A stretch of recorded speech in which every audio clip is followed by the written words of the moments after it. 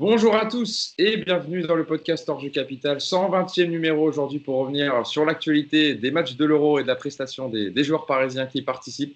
On va revenir évidemment sur l'élimination de l'équipe de France hier par la Suisse, défaite au pénalty avec ce pénalty de Kylian Mbappé manqué qui a permis à la Suisse de l'emporter face à l'équipe de France. On reviendra aussi sur la prestation des Pays-Bas qui s'est fait aussi éliminer dans ces huitièmes de finale de l'Euro avec évidemment Georginio Wijnaldum, le nouveau milieu de terrain parisien, qui regagnera le camp des loges plus rapidement du coup pour la préparation estivale. Et puis aussi les victoires, les passages en quart de finale de Marco Verratti avec l'Italie et de Pablo Sarabia avec l'Espagne. Et on terminera avec notre page mercato habituelle avec aujourd'hui, on n'en a pas encore parlé, c'est Eduardo Camavinga qui fait l'actualité du côté du Paris Saint-Germain. On reviendra sur son cas, sur sa possible arrivée au Paris Saint-Germain. Et pour parler de tous ces sujets, je vais vous présenter l'équipe qui m'accompagne, évidemment, l'équipe titulaire. Le retour, je commence par toi quand même. Nicolas Puravo qui est avec nous. Nico, encore une fois, à chaque fois qu'il n'est pas là, on a des commentaires, des réactions, des tweets, pourquoi il n'est pas là, etc. Je suis obligé de le refaire à chaque fois parce qu'il y a des commentaires à chaque fois, Nico. Bienvenue, re-bienvenue. Et puis ça nous fait extrêmement plaisir, comme d'habitude, que tu sois avec nous. Salut tout le monde, bah ouais, moi aussi ça me fait plaisir d'être avec vous. Je vous regarde quand je suis pas là, hein. Je vous surveille pour voir si vous dites pas trop de bêtises. Et j'ai effectivement une petite communauté qui vous surveille également, donc vous pouvez pas c'est terminé là. Surtout Yacine, hein. Yacine il peut plus dire n'importe quoi sur qui vous savez, donc ça me fait plaisir. Il a un fan club, Nico. Hein. Bah ouais, un petit, hein, petit. Ouais, également avec nous pour parler de tous les sujets du jour. Yacine Amned, ça va Yass? Salut à tous, ouais, ça va, merci. T'as hâte que le championnat reprenne de football de club? Je vois que t'as le mot du PSG là. Ça y est, toi? Ouais, hâte, je sais pas, non, mais oui, de toute façon, le PSG, ça restera toujours au-dessus des autres, alors. Mais tu sais que c'est un vrai débat. Hein. Est-ce qu'on préfère sa sélection au club? Alors évidemment, maintenant, je pense dans le contexte actuel, oui. Je pense que les gens maintenant préfèrent le football de club, on est d'accord. Et ils Ouais. sont plus attachés à un club ou à un joueur que la sélection. Bon, en tout cas, de toute façon, c'est déjà fini pour l'équipe de France. On ne pourra pas plus longtemps. Et enfin, pour terminer la bande, le titulaire indiscutable, Mousse, qui est avec nous. Ça va, Mousse?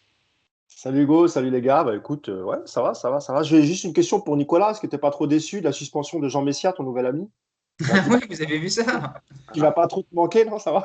C'est vrai que notre ami Jean Messia est suspendu sur Twitter. Ouais, c'est pas de ma faute, hein. J'ai pas signalé rien, mais par contre j'ai dignement fêté ça.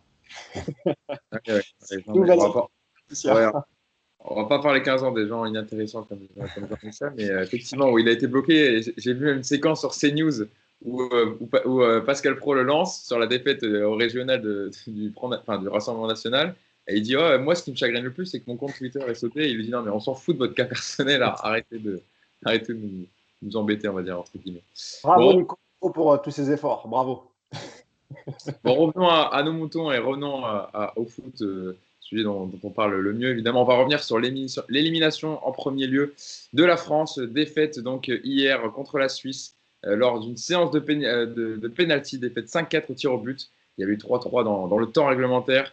Malheureusement, les Français qui n'ont pas su passer le cap et donc accéder au quart de finale de l'équipe de France, au quart de finale de l'Euro 2020, n'importe quoi. Il y avait eu ce premier but Daris Seferovic, l'attaquant de Benfica, 1-0 sur un duel remporté de la tête face à l'Anglais. Ensuite, parce qu'il s'est passé beaucoup de choses, donc c'est pour ça que je resitue un peu toutes les situations. Il y a le pénalty arrêté par Hugo Lloris à la 55e minute sur une faute de Benjamin Pavard, le pénalty arrêté de Ricardo Rodriguez. Ensuite, le 1 partout, avec une passe décisive d'Mbappé pour Karim Benzema. Le 2-1 à la 59e minute, puis le 3-1 avec cette frappe, enfin, doublé de Karim Benzema, donc à la 59e. 3-1 ensuite avec une frappe magnifique de Paul Pogba. On se dit que le score est acquis et que l'équipe de France va tranquillement se qualifier pour les quarts de finale. Et puis non. Dans les 10 dernières minutes, Seferovic qui marque un doublé de la tête sur un centre d'Mbabou. Varane qui est un peu en retard en marquage. Et puis le 3 partout avec Kim Pembe qui se prend un crochet sévère par Mario Gravanovic et donc qui égalise à la fin du temps réglementaire. Et dans les prolongations, non, dans la fin du temps additionnel, transversal de Kingsley Coman sur un 110 secours, malheureusement, dans l'équipe de France qui est éliminée dès les huitièmes de finale. Évidemment, gros échec. Yacine, quelles sont les raisons de l'élimination de l'équipe de France hier? Question simple, mais parce que évidemment, ça va faire énormément parler. Il va y avoir beaucoup de débats ces prochains jours, et donc on est là aussi pour en parler. Yacine, pour toi, quelles sont les raisons de l'échec de l'équipe de France hier? Bah, il y en a beaucoup. Il y a déjà le sélectionneur. On tape toute l'année sur les entraîneurs de club quand il y a des mauvais choix. Moi, je crois que là, c'est une accumulation de mauvais choix dans les systèmes de jeu, dans le choix des joueurs, dans le choix du groupe. Voilà, déjà, ça a été défaillant.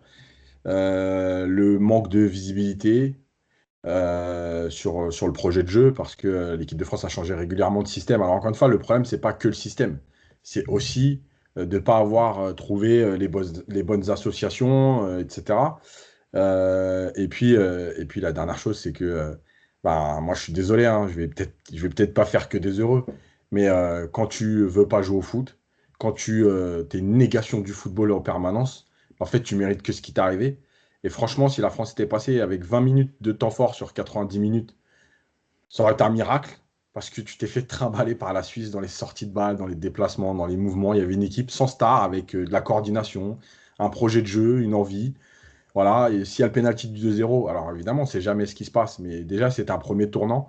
Tu as réussi à revenir à mener 3-1 et à pas tenir. Voilà.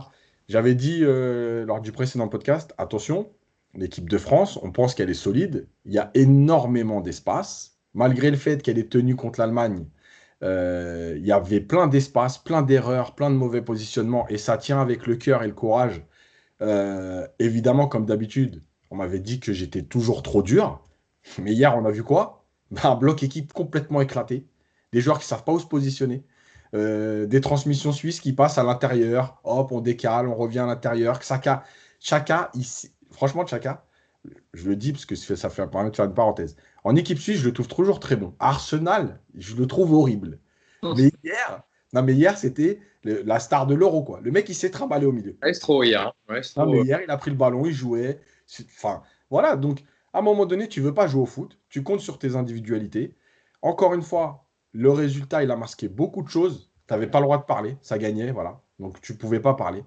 Bah, aujourd'hui, voilà, tout ce qu'on a expliqué depuis plusieurs semaines, eh ben, c'est arrivé. Et franchement, euh, c'est ultra mérité. Voilà. Le scénario, il est spécial et la France aurait dû peut-être tenir.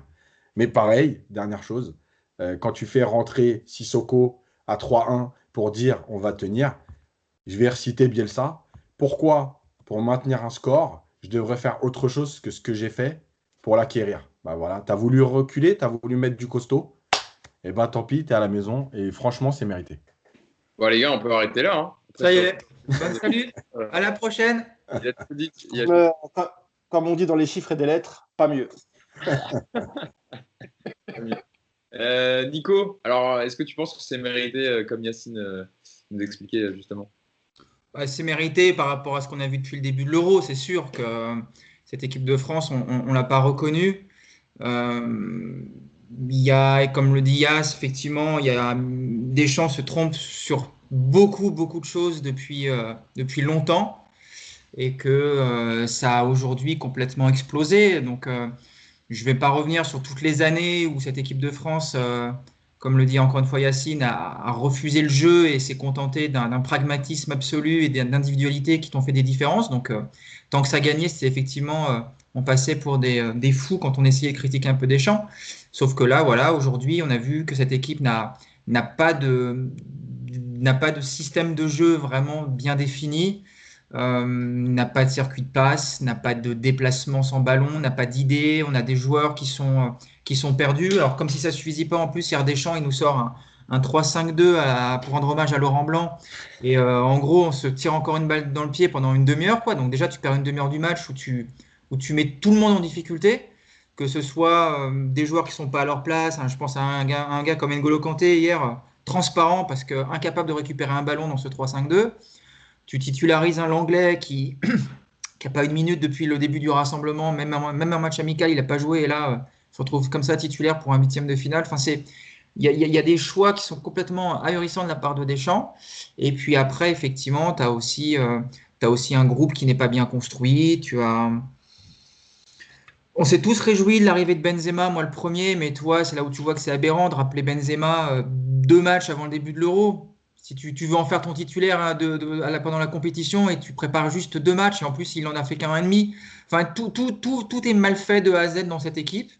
Et puis hier, effectivement, tout nous a explosé à la tête avec en plus cette espèce, moi c'est ça qui m'a surtout énervé, cette espèce d'arrogance à 3-1, ces espèces de 10 dernières minutes où tu arrêtes de jouer, où en gros, tu t'envoies l'image qu'aux Suisses, ça y est, vous nous avez un peu fait chier, mais maintenant on a remis les pendules à l'heure, et puis maintenant on va dérouler tranquille. Donc tu abandonnes pendant 10 minutes tous les principes que tu as à peu près retrouvés en début de deuxième mi-temps, et puis tu te fais punir. Puis après, on parlera des individualités après, mais tu as aussi des joueurs qui passent à côté, et tout ça réuni, ça se fait que tu sors presque logiquement, en fait. Et ça, c'est ça qui est le plus agaçant. Mousse, en fait, pour résumer un peu ce que disaient Yacine et Nico, c'est vrai qu'on a souvent loué, on va dire, la solidité de l'équipe de France, d'avoir des individualités qui faisaient la différence. Mais là, hier, on n'a même pas retrouvé la défense, on va dire, qui tient la route, le duo Kanté-Pogba, qui quand même est un des milieux qu'on nous vante énormément. Et effectivement, voilà, la doublette a déjà très bien fonctionné. Mais hier, dans ce schéma, voilà, Nico commençait à en parler, dans ce 3-5-2, ça n'a pas fonctionné. Deschamps a rectifié le tir à la mi-temps, mais c'est vrai qu'on n'a pas reconnu les qualités de l'équipe de France. Et peut-être aussi dû au fait que, voilà, à force de ne compter que sur ces individualités, au bout d'un moment, ça t'explose à la tronche. Ouais, c'est clair, même si déjà on l'avait déjà vu un peu face à l'Allemagne, même en deuxième période, on s'était fait bouger par la Hongrie aussi. Il faut se rappeler, moi, je me rappelle qu'après l'Allemagne, j'avais dit oui, normalement, face à la Hongrie, on devrait voir une autre équipe de France. Ben non, elle s'est fait bouger par cette bonne équipe d'Hongrie. Au Portugal, on fait match nul. Le Portugal a aussi des occasions nettes. Et puis hier, tu as un Deschamps qui décide de démarrer avec un système qu'il n'a quasiment jamais utilisé ou très très peu, avec, comme l'a dit Nico, avec un joueur qui n'avait pas une minute. Donc pour les automatismes, et ça on l'a bien vu entre Kimpembe, Varane et l'anglais, c'était catastrophique. Et ça a eu un impact aussi sur le milieu de terrain, évidemment.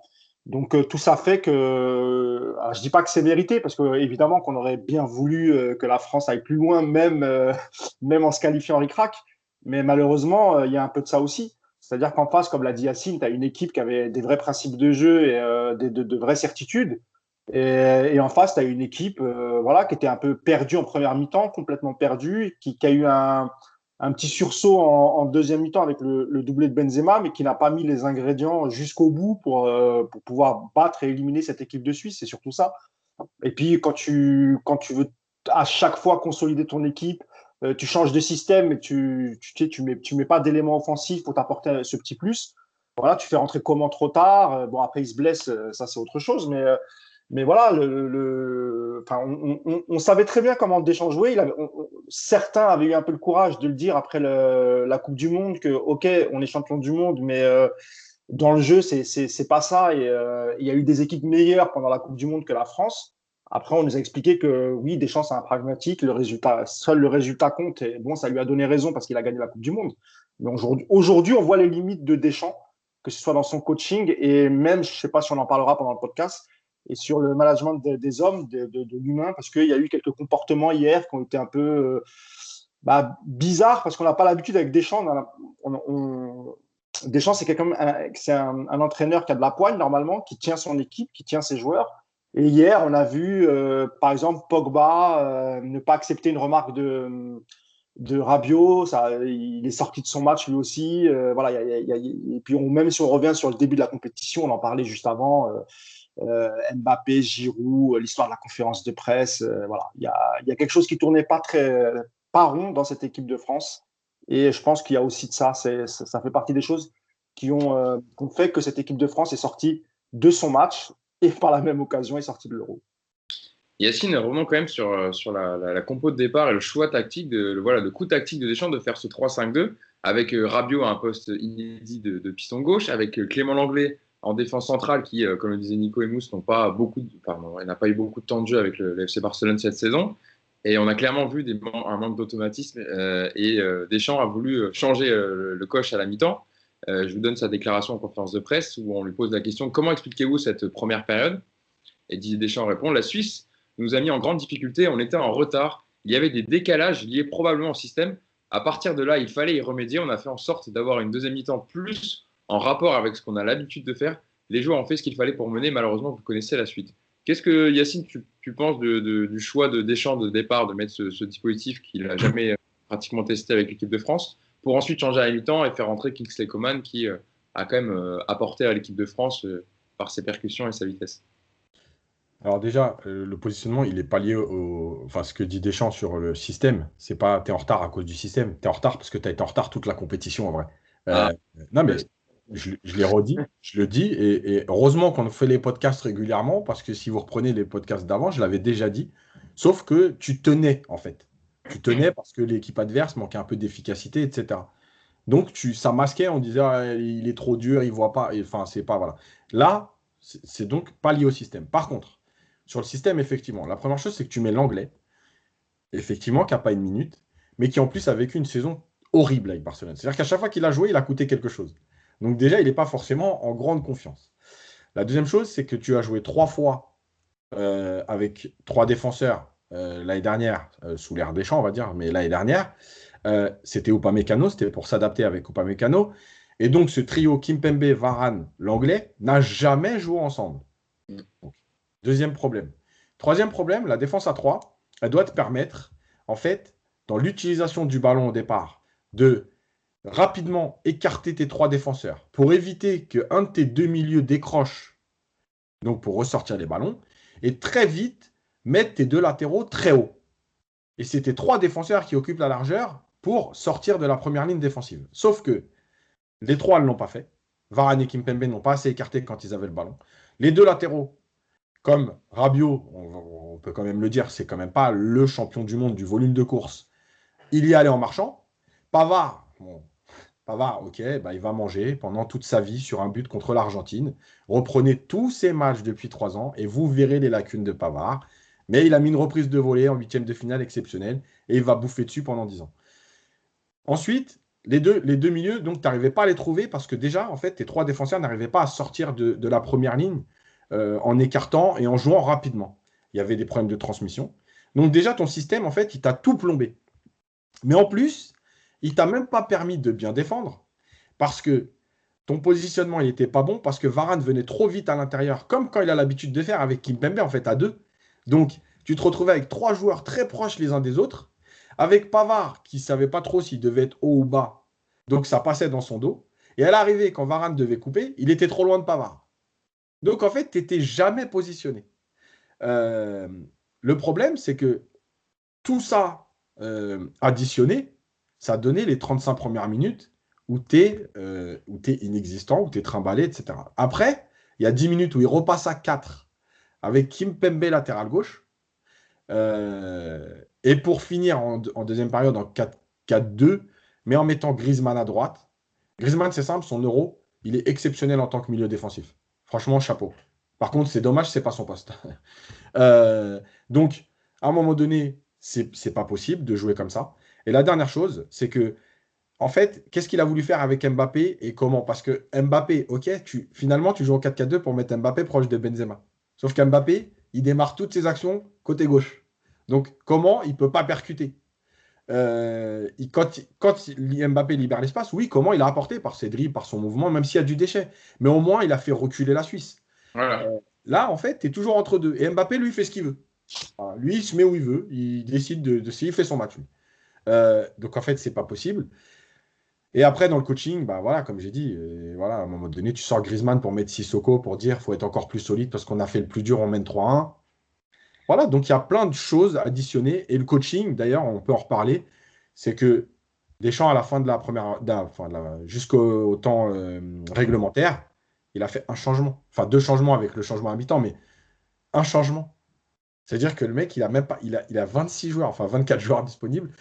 Il se retourne, il n'y a pas de choix sur ton équipe. Soi-disant, on nous présente l'équipe de France comme le plus gros vivier de l'histoire du monde du football, mais tu te retournes et tu n'as pas de banc. Ah, voilà, moi je pense que de toute façon, le coupable numéro 1, bon, c'est toujours les joueurs qui sont sur le terrain, mais c'est Didier Deschamps. Il y a eu 2 autres changements en prolongation. Il y a Giroud qui est rentré à la place de Benzema qui a fait un bon match. Et puis Marcus Thuram qui est rentré à la place de Kingsley Coman. Alors, t'en parlais tout à l'heure, Mousse, il y a eu des problèmes entre joueurs, entre sélectionneurs. Il y a aussi un problème parce que Kingsley Coman veut continuer. Il lui dit que malgré sa blessure, il veut essayer de jouer, etc. Et on voit qu'il y a une petite brouille avec Deschamps. On voit que c'est pas. Et c'est rare quand même.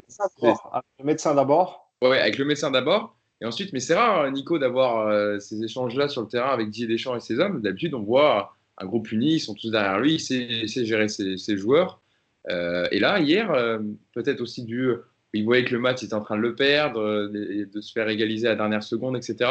Ça a joué dans les têtes, mais on voyait qu'il y a des brouilles qu'on n'a pas l'habitude de voir, en fait, entre joueurs et aussi avec le sélectionneur.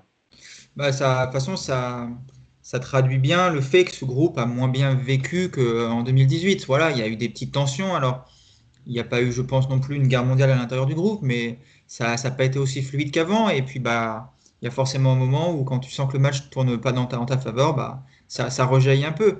Après, pour rebondir sur ce que dit Yacine, le- déjà, effectivement, les trois défenseurs centraux sans automatisme et du coup, avec un placement beaucoup trop axial, les trois, c'est sûr que c'est complètement suicidaire et ça pourrit ta première demi-heure parce que tu es bloqué par rapport à ça. Et puis, ça vient aussi que comment est-ce que tu peux envisager un 3-5-2 où le rôle des deux pistons sur les côtés est fondamental avec Pavard qui c'est absolument pas son poste. Déjà que je pense que latéral, c'est pas son poste, mais alors piston droit, ça l'est encore moins. D'ailleurs, quand il joue à 3 avec le Bayern, Pavard, il est jamais piston. Ils le mettent axe droit de la défense à 3. Enfin, tu vois, c'est. Et puis, alors, bon, Rabiot à gauche, j'en parle même pas, parce que je ne sais pas à quel moment tu peux imaginer que Rabiot va faire un match comme un piston gauche. Il ne sera jamais piston gauche. Donc, ce choix d'homme, il est dramatique. Et puis, tu vois, quand Yacine parle de l'entrée de Sissoko, c'est là où tu vois que Deschamps, en fait, ne sera jamais un entraîneur avec du panache qui va te faire vibrer. Parce que, honnêtement, comment est-ce que tu peux aborder une séance? Il reste deux changements à l'arrivée. Hein. Je crois qu'il y a eu 4 remplacements qui ont été faits par l'équipe de France sur les 6 possibles, du coup, parce qu'avec la prolongation, tu en as un de plus. Comment est-ce que tu peux aborder une séance de tir au but en laissant Ben Yedder sur le banc? Déjà, tu m'expliques. Ouais. À quel moment tu te dis pas à la 119e, on va faire rentrer Ben Yedder pour tirer un péno si on va jusqu'au 7, 8 ou 9e penalty? D'ailleurs, je pense même que Ben Yedder doit être dans les 5 tireurs de penalty dès le départ. Et puis après, c'est pareil.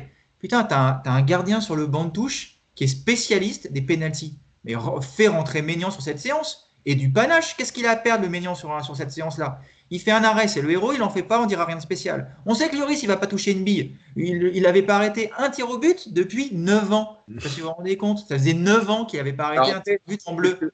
Peut-être que Nico, il l'a laissé Didier Deschamps parce qu'il était en confiance avec son penalty arrêté pendant le match. Un penalty tous les 9 ans. Et le prochain, c'est en 2030. Oui, bah, Donc, elle est où la confiance? tu prêches un converti, mais la confiance dans le match, on va dire. Si tu en arrêtes en deuxième période, tu peux être en confiance au moment de t'arrêter les autres. On a vu la confiance, c'est-à-dire que déjà sur les 5 tirs, je crois qu'il plonge 2 fois. Le reste du temps, il sent qu'il veut partir un peu à gauche, puis il hésite. Enfin, il choisit même pas de côté, quoi. Il plonge pas. On aurait dit Ettori en 82 à Séville. Les mêmes attitudes. C'est effrayant. C'est effrayant, alors que tu as quand même Maignan qui arrête un penalty sur 2. Je suis paumé sur la ref, hein. Désolé, je ne l'ai pas. Tu te feras la séance de tir au but France-Allemagne 82, tu vas voir Ettori. Il fait un pas à gauche, et puis après, il fait la main comme ça, en disant merde, j'ai pas le bon côté. Mais c'est pas, il fait quelque chose. Et tu regarderas la séance d'hier de Lloris, elle est dégueulasse.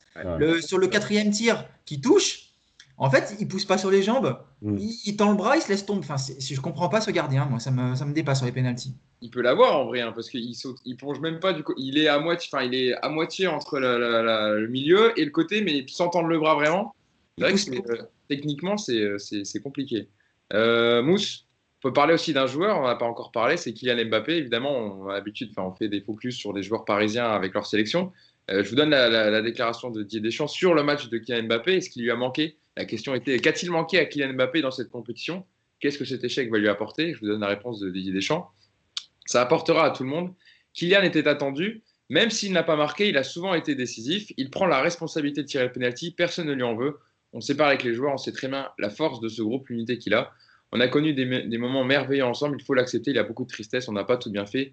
Si on s'arrête aujourd'hui, c'est qu'on le mérite. Mousse, sur le match de Mbappé hier, qu'est-ce que tu en as pensé? Il y a eu quelques situations, effectivement. Il y a cette passe ici pour Benzema. Mais évidemment, je pense que les gens vont retenir hier, c'est ce penalty manqué qui élimine l'équipe de France. Qu'est-ce que tu as pensé du match de Mbappé et surtout, on va dire, dans cet Euro, on va dire, si tu veux, intégrer toute la compétition?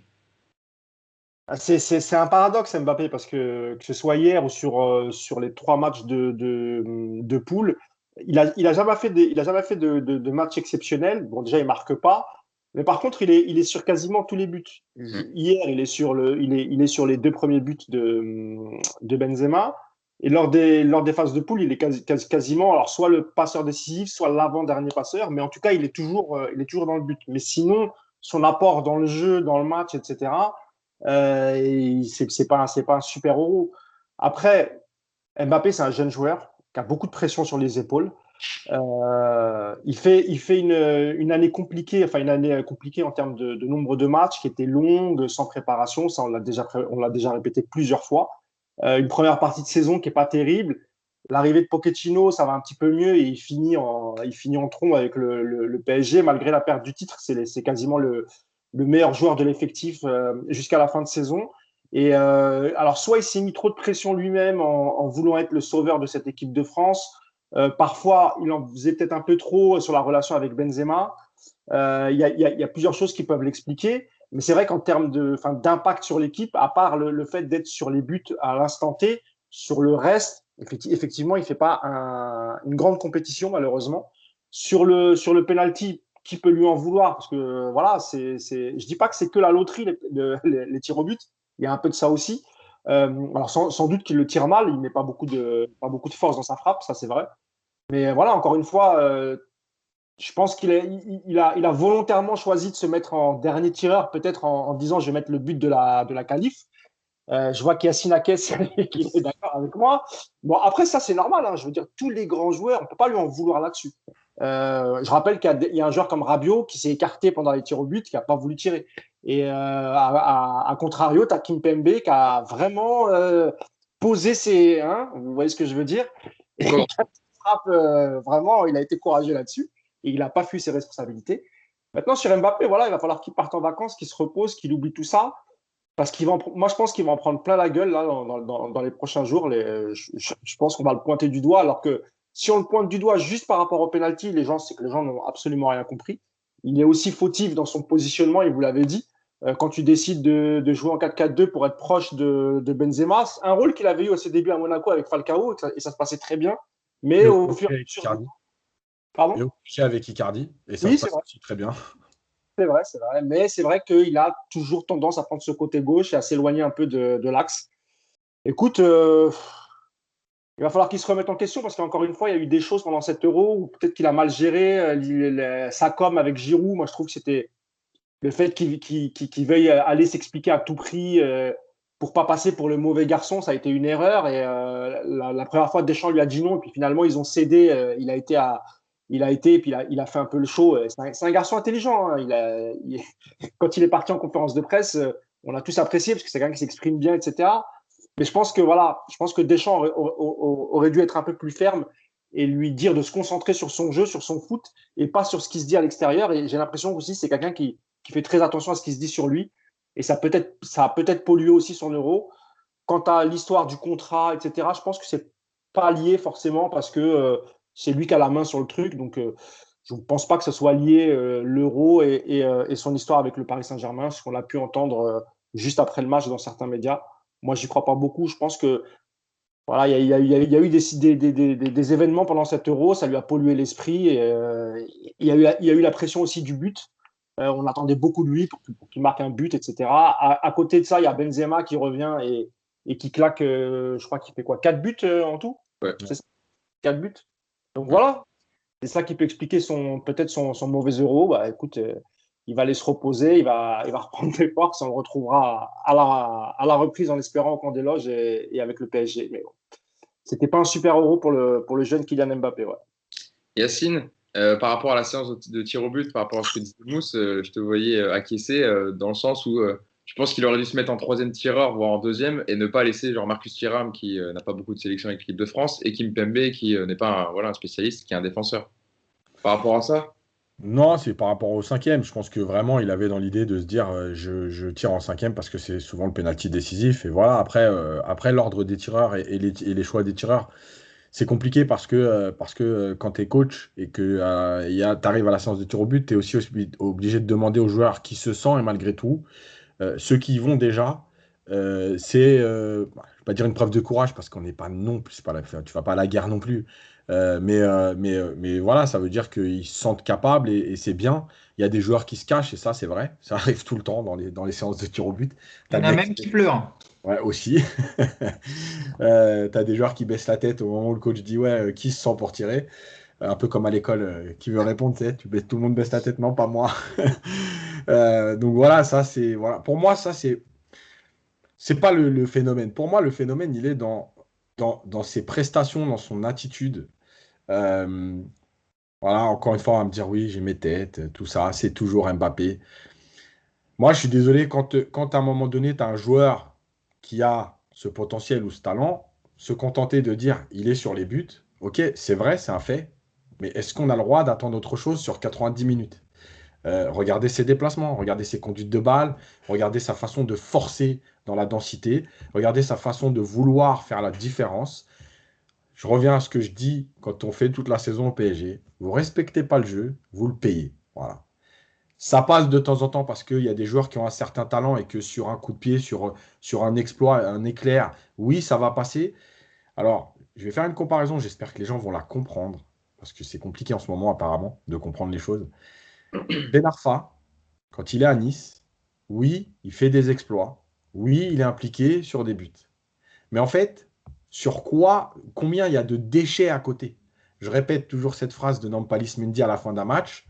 Heureusement qu'il a marqué. Voilà, ça voulait tout dire. C'est-à-dire, ok, quand tu nous fais gagner, on va te pardonner, mais à un moment donné, tu es en train de nous saouler. Voilà, tu joues tout seul. Mais là, c'est pareil. Mbappé, il y a plein d'actions qu'il a forcées, qu'il a essayé de faire la différence entre 3, 4 défenseurs. Il s'est trompé. Voilà. Je pense que, moi, je suis persuadé, et je pense que je ne suis pas le seul, l'échec, c'est le meilleur apprentissage, si tu sais t'en servir. Voilà. Si tu penses que c'est la faute des autres, si tu penses que c'est la faute de Benzema qui t'a empêché de jouer comme d'habitude, si tu penses que c'est parce que on n'a pas mis le bon système, etc., tu n'avanceras pas. Par contre, si tu comprends que l'échec aussi, c'est ta part de responsabilité, euh, que c'est toi qui as fait les mauvais choix, que tu t'es trompé, que tu as voulu te renfaire, oui, c'est le meilleur moyen de progresser. Voilà. Mais il faut le prendre dans le bon sens. Et je termine là-dessus. Il y a des grands joueurs qui ont raté des pénaltys déjà dans l'histoire. Maradona, il a raté un pénalty avec Naples à Toulouse, en Coupe d'Europe.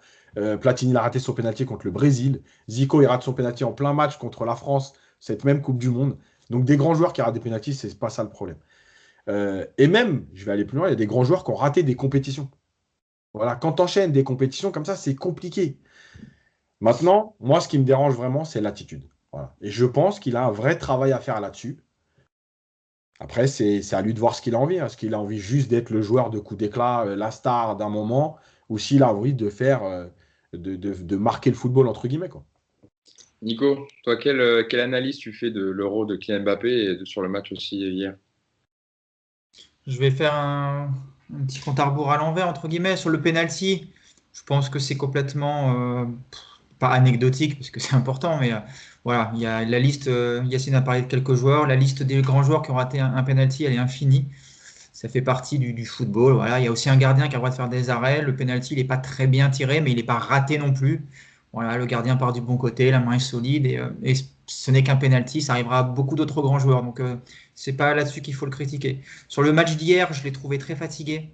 Et là, j'en veux à Deschamps un petit peu parce que c'est Deschamps qui doit gérer aussi son joueur et la fatigue. Mbappé, on a tiré sur lui pendant les 3 matchs. Le quatrième, dans des conditions difficiles, avec, encore une fois, hein, on a aussi toujours ce fardeau de la saison et de la non-préparation. Mbappé, c'est un joueur qui est fatigué. Hier, on a vraiment vu, je trouve, même dans les accélérations, enfin, j'ai trouvé vraiment hier qu'il manquait de jus. Donc sur le match d'hier, c'est préjudiciable. Après, sur son euro, il est forcément raté parce qu'il n'y a pas de but, parce qu'il y a cette élimination et puis parce que tu attends mieux d'un joueur comme lui. Maintenant, effectivement, c'est pas non plus un euro où il est invisible du début à la fin. Voilà, il est impliqué, je pense, sur les 2 tiers des buts français. Mais c'est vrai que tu attends plus que lui, plus de ça de lui, c'est évident. Et après, sur tout ce qui est avant l'euro, et c'est là où je pense que Mbappé a cette grande part de responsabilité, je pense qu'il est venu à l'euro dans l'idée de briller parce qu'il y a le Ballon d'Or en objectif cette saison et que s'il va gagner le Ballon d'Or, s'il va gagner l'Euro en faisant un carnage et puis en ayant été demi-finaliste de la Ligue des Champions, peut-être qu'il peut récupérer le Ballon d'Or cette année. Donc j'ai vraiment l'impression qu'il vient à l'Euro pour ça, dans cet objectif-là, plus que de jouer avec la France. Donc c'est forcément problématique. Et puis effectivement, il a une attitude aujourd'hui qui n'est pas bonne parce qu'il force. Voilà. Comme le dit très bien Yacine, il force le jeu, il veut endosser un statut de héros, il veut endosser un statut de leader, de cadre, enfin, tout ça, ça vient naturellement avec l'expérience, avec tes performances. C'est des choses qui doivent te tomber dessus. C'est pas quelque chose que moi je pense tu dois pouvoir prendre comme ça en le déclarant.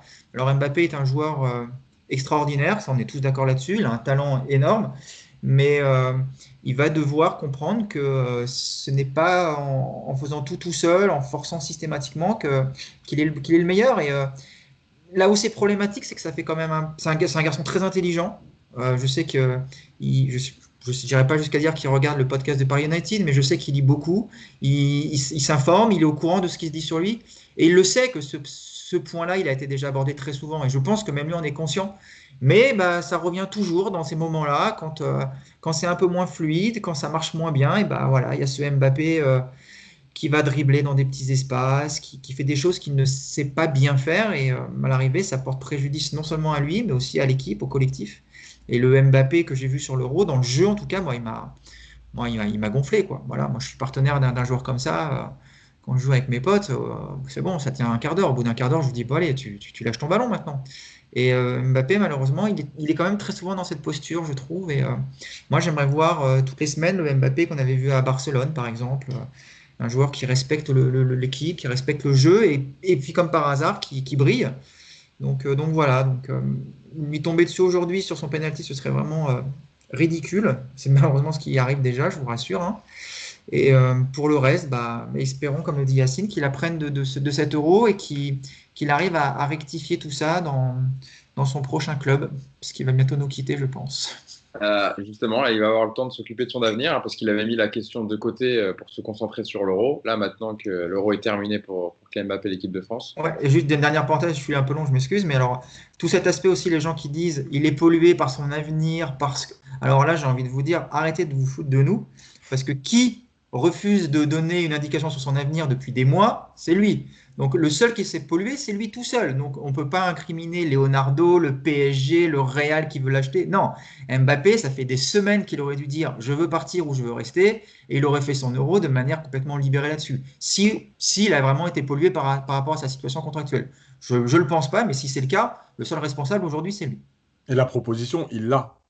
C'est Ah pas oui, comme si le PSG, contrat est prêt, hein. c'est pas Thiago Silva qui dit on sait pas ou on ne garde pas Oui, quoi. Ah, il l'a. Donc c'est vraiment lui qui décide d'attendre. oui, parce que voilà, quand tu dis contrairement à Cavani ou Thiago Silva, où tu as joué un peu jusqu'au dernier moment à savoir si tu n'allais pas les prolonger ou autre, là, Kylian Mbappé, il a la proposition, je pense, depuis allez, mars, on va dire, faite par Leonardo, ou même un peu avant, hein, mais comme on sait qu'il y a eu des. Hugo, le problème, Hugo, c'est que de l'autre côté aussi, ça discute. Donc, tu as la proposition du PSG, c'est vrai, qui propose les mêmes conditions que Neymar, c'est-à-dire d'être au même niveau de salaire, etc.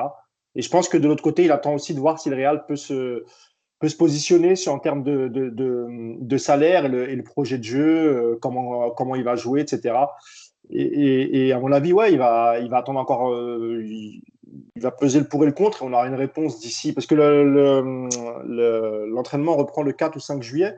Ouais. Donc lui sera en vacances, évidemment, il ne va pas revenir tout de suite. Ce qui lui permettra aussi de discuter avec le Real, de discuter avec le PSG. Et à ce moment-là, il prendra sa décision. Mais parce que s'il n'y avait eu que le PSG, bah, c'était simple. Tu prolonges, tu prends les 30 millions par an et c'est réglé. Mais le problème, c'est que de l'autre côté, tu as le Real Madrid avec un nouvel entraîneur, Ancelotti, qui est un entraîneur quand même charismatique, même si ces dernières années, il était un peu moins, mais ça reste quand même Carlo Ancelotti. Donc ça peut aussi faire réfléchir. Donc voilà, je pense que la réponse, elle sera donnée allez, maximum d'ici 15 jours, je pense, parce que tu ne peux pas aller non plus au-delà, parce que le club doit aussi préparer sa saison prochaine, le mercato, et effectivement, du départ d'Mbappé ou du fait qu'il reste dépendra aussi le mercato du PSG. Si tu arrives à récupérer 150 millions ou 180 millions pour l'année de contrat qui lui reste, bon, là, c'est autre chose pour le PSG, qui aura les moyens aussi d'aller chercher son remplaçant et qui aura les moyens, en tout cas, de pallier à son absence. Donc, voilà, je pense que d'ici 15 jours, on devrait avoir une réponse.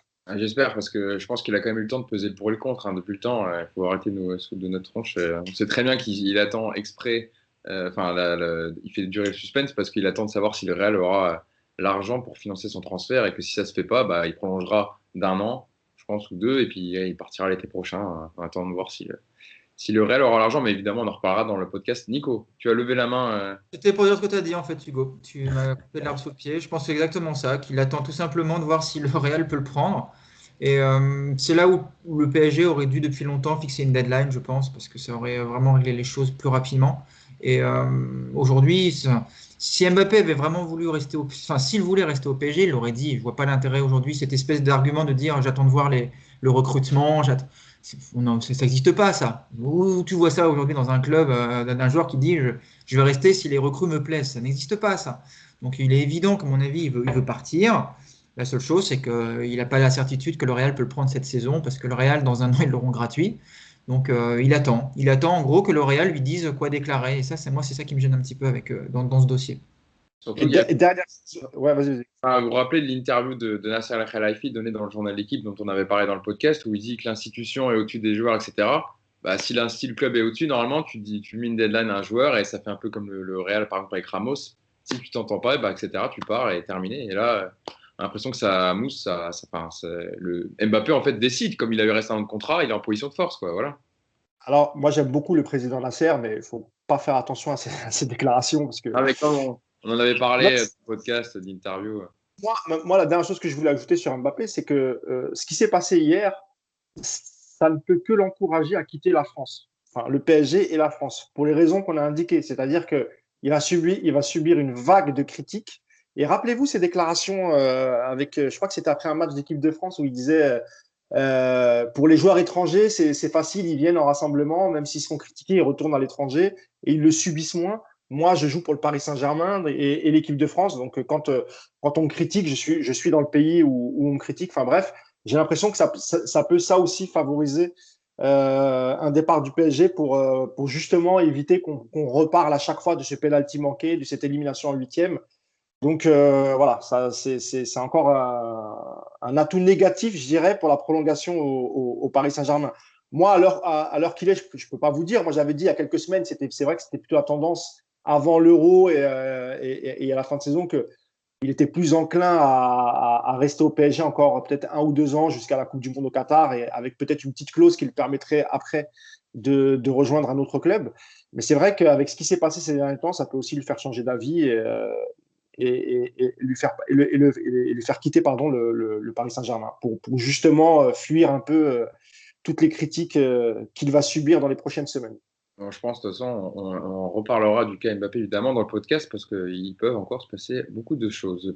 Passons à une autre sélection qui a déçu aussi et qui est éliminée aussi dès les huitièmes de finale de cet Euro 2020. C'est les Pays-Bas qui ont été éliminés par la République tchèque, candidat aussi favori au titre final. Les Pays-Bas qui ont été réduits à 10 dès la 55 minutes, c'était dimanche. Mathis de Ligt qui s'est fait donc expulser. Et donc les Pays-Bas qui ensuite sont totalement passés à côté de leur huitième de finale.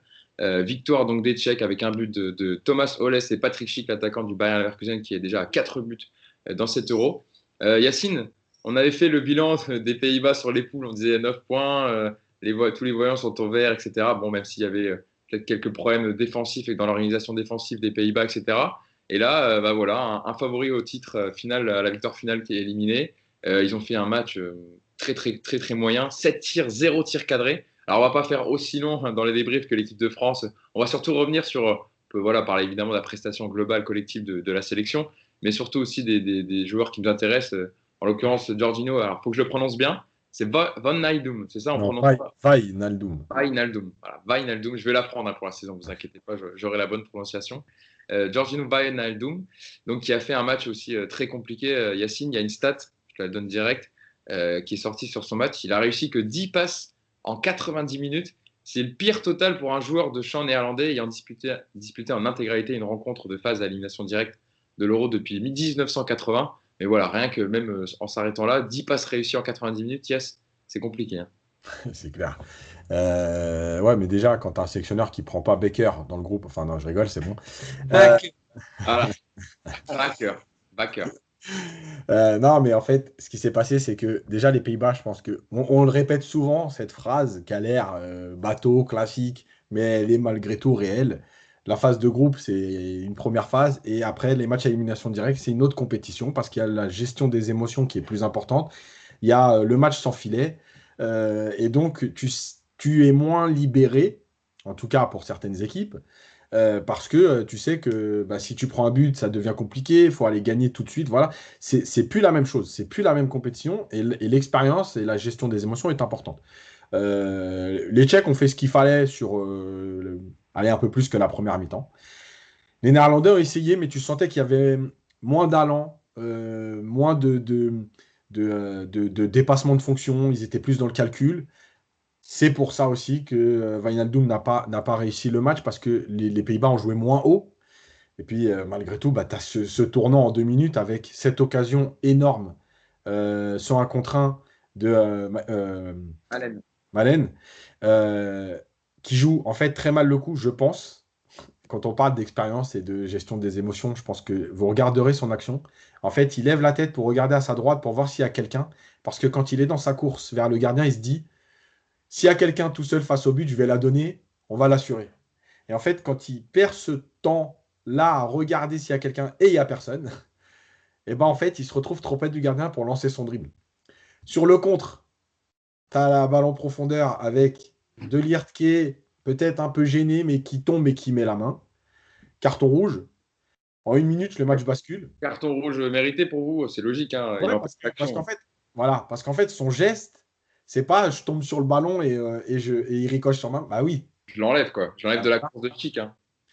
Donc, bah oui, en 1 minute, le match bascule. Tu te retrouves à 10. Et puis derrière, bah ouais, tu prends ce but rapidement. Et puis tu sens qu'il n'y a pas, les ressources pour faire la différence. Tu as un De Jong qui est moins présent. Tu as un Depay qui est transparent sur les 4 matchs. Donc voilà, tout ça accumulé. C'est une déception, mais les Tchèques ne l'ont pas volé non plus comme les Suisses hier. C'est-à-dire que oui, ils font une première mi-temps où ils décident d'attendre et de subir. Mais après, quand ils prennent le dessus, franchement, il n'y a rien à dire. C'est-à-dire que ça peut même finir à 3 ou 4. Ouais. Voilà, après, pour terminer sur Wijnaldum, sur le truc, c'est que, encore une fois, culture de l'instant, plus mauvaise stat des Néerlandais depuis qu'ils jouent l'Euro. Les mecs vont dire, ah ouais, il y a 3 matchs, 6, calmez-vous. Il y a un contexte, ils finissent à 10 pendant quand même plus de 30 minutes. Les Pays-Bas, globalement, sont pas bien. Franchement, le meilleur, ça a été Dumfries. C'est le seul qui a fait à peu près des matchs corrects sur les 4 matchs. Voilà, il a toujours été présent, il a essayé. D'ailleurs, il sauve un but à 1-0 qui peut déjà tuer le match plus tôt. Bref, voilà, et je pense que de toute façon, pour finir sur ce qu'avait dit Nico tout à l'heure sur l'équipe de France, que je voulais rebondir là-dessus rapidement, toutes les sections, elles ont des joueurs qui sont cramés. Voilà. Tu sens bien qu'au bout d'une heure, c'est n'importe quoi. Il n'y a plus de bloc équipe, il n'y a plus de course. Ça tente des trucs un peu individuels parce que tu as la tête dans le ballon et que tu es plus lucide. Et puis, tu as des équipes, malgré tout, qui ont... Alors, l'erreur de Deschamps, c'est d'avoir continué à faire jouer la même équipe, entre guillemets, à 1 ou 2 postes près, les 3 matchs. Et cette attaque, notamment, qui a joué tous les 3 matchs en pratiquement en entier. Et les Néerlandais, c'est pareil. C'est-à-dire que tu as Dumfries, tu as De Jong, tu as Wijnaldum, qui ont joué tous les matchs. Parfois sous des chaleurs de 30-35 degrés. À un moment donné, tu le payes. Yacine, l'équipe s'était intéressée justement à détailler le nombre de matchs qu'ont joué certains joueurs participants. Il y en a qui ont joué 80, je crois. Ouais, Bruno Fernandes, c'était son 80e match avec le Portugal. Mason Mount, 75e. Wijnaldum, dont on parle, 74. Alors, avec le match de l'Autriche contre la République tchèque, c'est le 75e de la saison. Rodri, 73. Antoine Griezmann, 72e. Et Marcus Rashford, pareil, 72 matchs de la saison pour des joueurs. Enfin, Nico, on en a parlé un peu de la saison avec le Covid, etc., le contexte sanitaire, que les joueurs ont une préparation bouleversée, pas de préparation du coup, et qu'ils ont dû puiser dans les organismes toute la saison. Et là, pendant cet Euro, c'est vrai qu'Yacine a raison, on voit des joueurs cramés, quoi. Neymar, Verratti, 32. À eux deux, hein. À eux deux. Ah bah oui, à eux deux.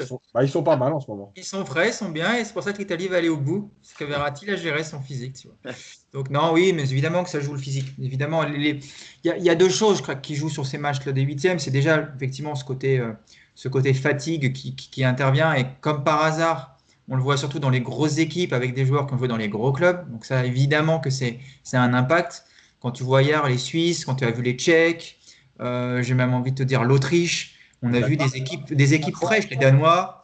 c'est des équipes qui ont de la fraîcheur. On le sent qu'il y a plus de fraîcheur que dans les grosses équipes. Ça, c'est une évidence. Et puis après, il y a aussi effectivement un aspect mental qui rentre en compte dans les huitièmes.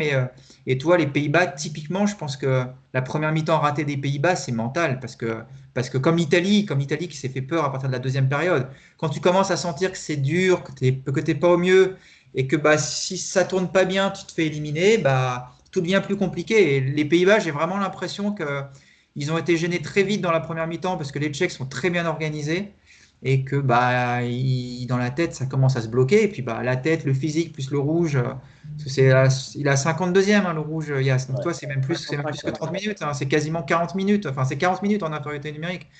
Quand tu es fatigué à 11, c'est dur. À 10, c'était vrai que les Pays-Bas, grosse déception, quoi. Et puis, alors, bon, la stat de moi, je sais pas le dire aussi bien que toi, Hugo. Donc, la stat de Nadoum, elle est, ouais, elle est moche, mais Je t'enverrai, il y a une vidéo je sais, je l'ai vu, mais j'ai pas réussi.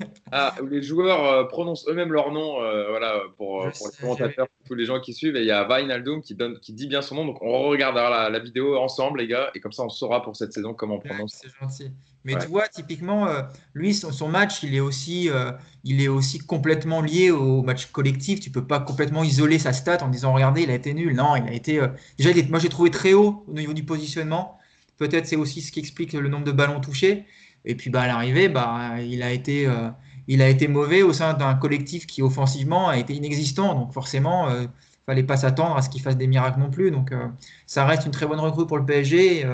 Je me rappelle plus, il y a quelqu'un qui m'a interpellé sur Twitter en disant qu'on s'était planté en achetant ce mec-là au PSG, qu'il fallait vite le revendre. J'ai envie de dire à ce monsieur dont j'ai oublié, je sais pas, je l'avais noté quelque part, mais j'ai oublié son pseudo. Rendez-vous, déjà au mois de janvier, on fera un petit point, mais on va peut-être pas non plus dire, on va pas tomber dans le délire tout de suite, on va attendre un petit peu quand même. Non, on va pas tomber dans ces raccourcis, Nico, qui sont détestables. Yacine. Juste 10 secondes. Wijnaldum a joué très haut. Wijnaldum a joué très haut parce que Weghorst, qui était plutôt un point de fixation, et comme mon ami Mailen, du coup, lui, il bouge plus, donc il fallait occuper l'espace. Et ça a été un problème dans les automatismes des Néerlandais, notamment.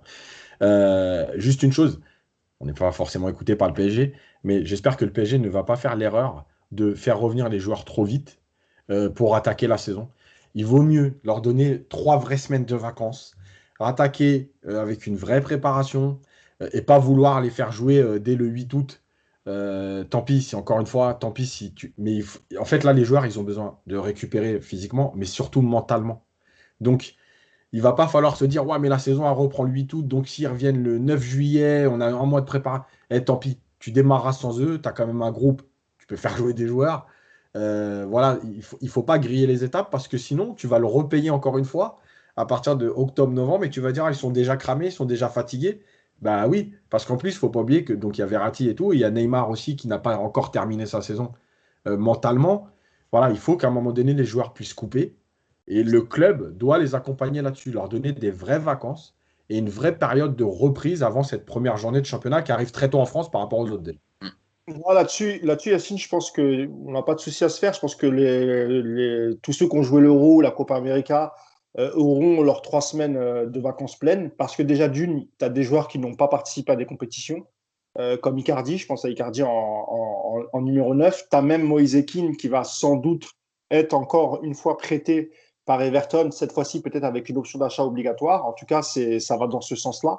Et tu as des joueurs qui seront dispo au milieu de terrain, tu as des joueurs sur les côtés. S'il y a Achraf Hakimi, normalement, pourra débuter le championnat normalement. Donc, je pense que là-dessus, et puis de toute façon, ils ont aussi conscience que les joueurs ont besoin de se reposer. Après, non, mais je parle aussi, en plus des vacances, vraiment prendre le temps de la reprise. Pas leur faire prendre.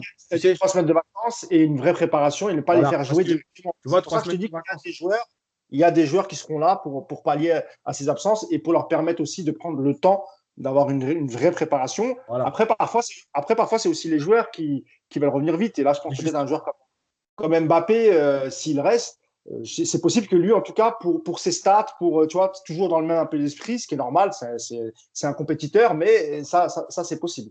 Mais justement, c'est là que le club doit être plus fort en disant non, il y a 4 semaines de préparation. Le premier match contre 3 ou je ne sais plus contre qui, tu joues pas. Voilà, c'est tout. Il n'y a pas de stats, il n'y a rien. Tu prends le temps de faire ta préparation. Sinon, on va encore le payer. Tu vois, c'est un rapport entre les deux, mais le club doit aussi se montrer fort. T'as pas, de toute façon, tu sais, là, ils vont tous revenir à Paris entre la dernière semaine de juillet, en gros, de toute façon. On est parti là-dessus. Après, tu vas voir le mois d'août tranquillement. Et puis, le calendrier, c'est Troyes, c'est Strasbourg, c'est quoi? Il Mm. y a Brest. Ouais. Et Ça puis, commence mi-août, il me semble, hein. Ça il y commence a le 13. Reims. Ça commence le 8. Le 8, Ah, Le 8 août. oui, pardon. Mais tu as les 5 premiers matchs, puis après, je crois que le premier match de septembre, c'est contre Clermont.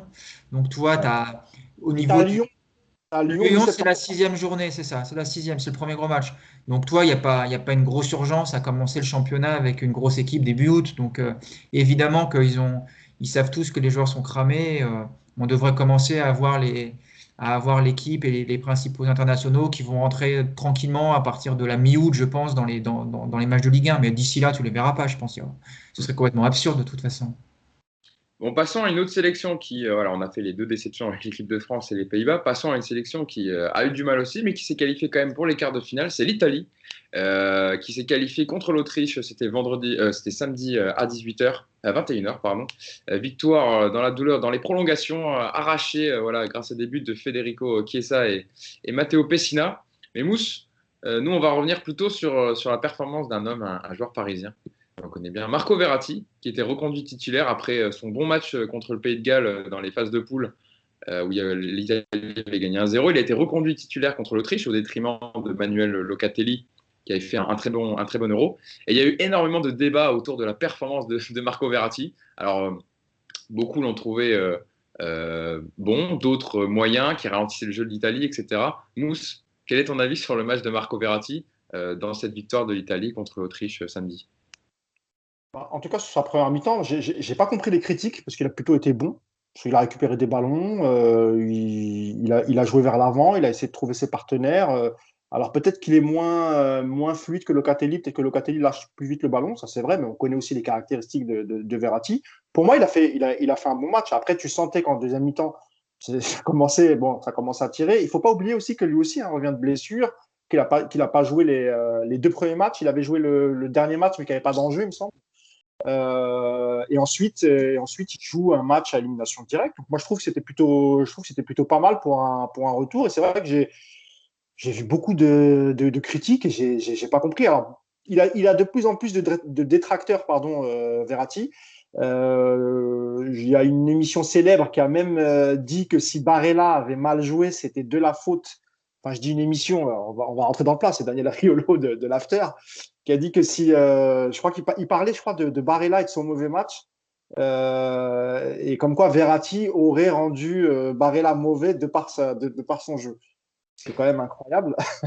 Alors qu'il a été salué, la prestation de Verratti a été saluée par toute la presse italienne, et que Simoncini, qui n'est pas le dernier des demeurés, il me semble, s'il choisit quand même de refaire rentrer titulaire Verratti, de laisser Locatelli sur le banc, c'est qu'il estime quand même qu'il a peut-être un peu plus de qualité, en tout cas dans cette équipe d'Italie, pour peut-être mieux garder le ballon ou sous la pression pouvoir ressortir les ballons, etc. Donc moi, j'ai pas compris tout ce flot de critiques. Moi, je trouve pour un joueur qui revient de blessure, c'est quand même bien ce qu'il a fait. Après, il est clair qu'il peut pas tenir 90 minutes, mais très bien. Tu as de quoi faire sur le banc. Tu as Locatelli qui rentre et qui fait toujours le job. Donc pour moi, Verratti, c'était pas du tout un sujet. Ce que je souhaite, c'est qu'il continue comme ça, qu'il revienne au PSG avec cette même mentalité, cette envie de gagner. Pour le reste, non, moi, pour moi, j'ai été même surpris du niveau de Verratti après autant d'absence, franchement. Aussi, Yacine, surpris par le niveau de Verratti, en tout cas, enfin, après les blessures qu'il a eues. Toi, tu as trouvé comment sa performance contre l'Autriche? Encore un sujet clivant. Moi, je l'ai trouvé très bon en première période. C'est le joueur qui a le plus créé de situations. Il y a une stat qui est sortie, c'est Didier Roustan qui l'a tweeté. C'est le joueur qui a créé le plus de situations depuis le début de l'Euro. Il y a un seul joueur, je sais, un Danois, je crois, qui est devant lui. Là, c'est ça. Le mec, il a joué un match et demi. Ouais. On est au quatrième match. Il a joué un match et demi, il a créé plus de situations que tout le monde. Mais il est nul. Ouais, mais à un moment C'est donné, incroyable, c'est vrai que c'est c'est incroyable. c'est extraordinaire en fait. Franchement, le football, des fois, ça me dépasse. Moi, je l'ai trouvé donc très bon en première période. Il est venu apporter, il a vraiment participé au contre-pressing italien. Il a récupéré beaucoup de ballons.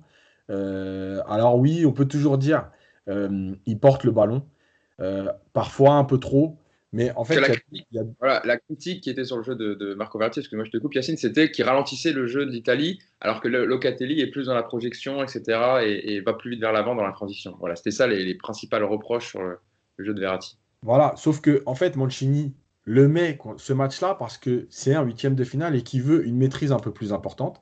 Et il y a une deuxième explication. Après, il faut se renseigner sur ce qui se dit aussi en Italie et pas seulement sur les radios françaises. Euh, il y a Jorginho qui organise le jeu de l'Italie. Et quand Jorginho est pris, Locatelli et Barella ne sont pas dans ce profil-là. Donc, tu as un manque de créativité. Et pourquoi il a mis Verratti? Parce qu'il savait que les Autrichiens essaieraient de bloquer Jorginho et qu'avec Verratti, tu as un deuxième joueur qui peut te permettre de construire. Voilà. Après, on peut toujours trouver la limite du double emploi Jorginho-Verratti. Ça, c'est autre chose. Mais après, c'est une question d'entraîneur et de système. Et la dernière chose, vous regarderez, Verratti, c'est vrai que parfois, il porte un peu le ballon, mais il y a une chose essentielle, c'est que Verratti, il ne fait jamais de passes inutiles. Ce que j'appelle les passes inutiles, c'est la passe où je suis tout seul et je donne au joueur libre tout seul à côté de moi. Vous regarderez Verratti, il essaye toujours d'aller fixer un joueur pour l'attirer et libérer. Voilà. On peut trouver ça parfois énervant, parfois tu as l'impression que c'est trop de touches de balle. Mais en fait, c'est ça le football aussi. C'est d'aller chercher un joueur pour faire sortir d'une ligne, pour libérer des espaces. Voilà. Son match, il n'est pas exceptionnel, il est bon. Et ça fait quand même un bon match en phase de groupe là, contre le Pays de Galles, je crois que c'était. Ouais. Voilà. Plus cette mi-temps-là. Après, effectivement, il a souffert, malgré tout, jusqu'à l'entrée de Chiesa. Moi, je suis désolé, mais je n'ai pas vu non plus Locatelli et Pessina exceptionnels sur les 35 minutes quand ils rentrent. Mais même à la sortie de Verratti, Yacine, l'Italie commence aussi déjà à un peu. Voilà. Ouais. Ah ouais. Donc, il est sorti à la 68e minute, hein, Marco Verratti. Voilà, donc il n'y a pas de changement. C'est après, le vrai changement de l'équipe italienne, il est quand Chiesa rentre, et par ses appels, son mouvement, etc., là, il apporte quelque chose. Mais Pessina et Locatelli, quand ils rentrent, on ne se dit pas, tiens, finalement, ils auraient vraiment dû jouer. Après, moi, je le redis, je termine là-dessus, la chance de Mancini, c'est d'avoir Barella, Verratti, Locatelli, Jorginho. Tu joues avec trois milieux, tu en as quatre, et tu sais que, globalement, que tu mettes l'un ou l'autre, ton équipe, elle ne perd pas en qualité. Voilà. C'est ça la vraie force. Après, en plus, Locatelli, lui, met des buts. Hein. Donc, ouais. ça t'incite encore c'est toujours des choix de jeu. En fait. Qu'est-ce Ouais. que tu préfères? Est-ce que tu veux un peu plus de maîtrise ou est-ce que tu as décidé d'emballer le match et d'être dans la percussion? C'est là-dessus que le choix sera fait. Mais il faut arrêter de dire que Verratti est éclaté, il est nul, il ralentit, machin. Enfin, il y a une caricature qui devient un peu Pénible. Nico, en plus, l'Italie, donc, qui s'est qualifiée en huitième, affrontera la Belgique en quart de finale. Donc là aussi, il y aura des choix à faire pour Roberto Mancini, le sélectionneur italien. Toi, tu as pensé quoi de la performance de Verratti? Est-ce que tu le remettrais contre la Belgique, justement? Ou là, ça va être quand même peut-être un peu plus ouvert, il va falloir être peut-être plus dans la transition, il y aura des espaces. Tu mettrais plus le profil d'un Locatelli ou d'un Verratti contre la Belgique? Alors, déjà, je vais bien peser mes mots, parce que pour avoir eu le malheur de dire que Locatelli méritait de continuer l'Euro, j'ai pris 5 jours d'insultes en tout genre, donc je vais déjà être clair. Donc déjà, j'adore Verratti, hein, je le dis, d'ailleurs, j'isolerai ce passage et je le mettrai sur mon tweet. J'aime Verratti, d'un amour profond, j'adore ce joueur, je suis content qu'il soit au PSG. Je ne m'appelle pas Daniel Riolo et je ne souhaite pas le vendre ou le voir partir un jour. J'aime Verratti, voilà, j'espère que c'est assez clair comme message. Moi, j'ai trouvé que je trouve, d'ailleurs Yacine en parle, je trouve que Jorginho et Verratti ensemble, ça ralentit un peu trop le jeu italien. Et moi, justement, ce qui m'a énormément plu dans le jeu italien, notamment les 2 premiers matchs, c'est un petit peu cette espèce d'insouciance, cette espèce un peu de folie, cette espèce de projection en permanence, cette vitesse dans les transitions, et j'ai beaucoup aimé. Et par rapport aux 2 matchs de Locatelli, je trouvais que c'était quand même dommage de couper cette dynamique. Après, le choix de Verratti contre les Gallois, il est tout à fait normal parce que tu as une rotation et pour le coup, tu fais souffler. Ce que Deschamps n'a pas su faire. Donc, bravo déjà à Mancini de lui au moins avoir la lucidité de le faire. Après, pour le match contre les Autrichiens, je pense que effectivement, c'est un choix tactique de Mancini. Si tu mets Locatelli, effectivement, tu gagnes en vitesse et en transition, ce que tu vas perdre en maîtrise. Et que c'était quand même un huitième de finale, que quand tu regardes la sélection italienne, Je crois qu'à part Bonucci, il n'y a aucun joueur qui avait déjà joué un match à élimination directe d'une grande compétition internationale. Donc évidemment que Mancini, en choisissant Verratti, il fait le choix de l'expérience, de la maîtrise. Et la mi-temps de Verratti, elle est excellente. Alors effectivement, c'est un profil complètement différent de Locatelli. Ça se projette moins, ça marquera moins de buts dans la carrière, c'est évident. Mais c'est clairement un choix tactique. Donc voilà, moi je suis frustré parce que ce qu'avaient montré vraiment les Italiens dans les 2 premiers matchs, j'avais trouvé ça emballant. Mais après, Mancini, il n'est pas là non plus pour le spectacle, hein. Il est aussi là pour aller le plus loin possible. Et je pense que le choix de Verratti s'imposait à ses yeux. Voilà. Donc voilà, sur le match de Verratti, sur son début d'Euro, bah écoute, c'est du très haut niveau. Voilà, tu lui prends pas le ballon et ça changera jamais de toute manière. C'est de ce côté-là, au niveau de la maîtrise, tu peux difficilement faire mieux. Mais voilà, écoute, intéressant de voir la suite en tout cas. Et contre les Belges, c'est pareil. Maintenant, Mancini, ça va être difficile de le sortir du 11 parce qu'il t'apporte quand même une maîtrise tellement importante. Et contre les Belges, tu auras peut-être aussi envie d'avoir un peu de maîtrise. Et donc, avant de laisser la parole à Mouche, je vais juste conclure par ça. Je le redis, j'aime Marco Verratti. Donc, c'est plus la peine de m'écrire. Voilà, je ne répondrai plus de toute façon. Ah, ça y est. Nico, il va fermer son compte, comme Yacine. C'est ça. Non, justement, c'était aussi pour défendre Nico, parce que moi, j'avais très bien compris le sens de son tweet, et c'est vrai qu'on a tous été séduits par les 2 premiers matchs de l'Italie avec le milieu, et Locatelli en plus qui marquait des buts. Et franchement, il faut être honnête, tous on s'est posé la question de savoir si, c'est vrai, même moi, je me suis dit, mais comment Mancini, il va pouvoir retirer Locatelli qui fait 2 super matchs et qui a l'air d'être de s'être bien adapté au milieu italien. Et tous, on s'est posé la question. Et en fait, le tweet de Nico, c'était juste ça. C'est vrai que c'est ce que tu avais dit à peu près, Nico. C'est comment maintenant tu peux sortir Locatelli alors que l'Italie tourne super bien. Ça a été l'équipe peut-être la plus séduisante de la phase de groupe de cet Euro. Et c'est normal. Et c'est pas parce que Verratti est un joueur du PSG en se posant cette question que du jour au lendemain, tu t'es mis à détester Verratti.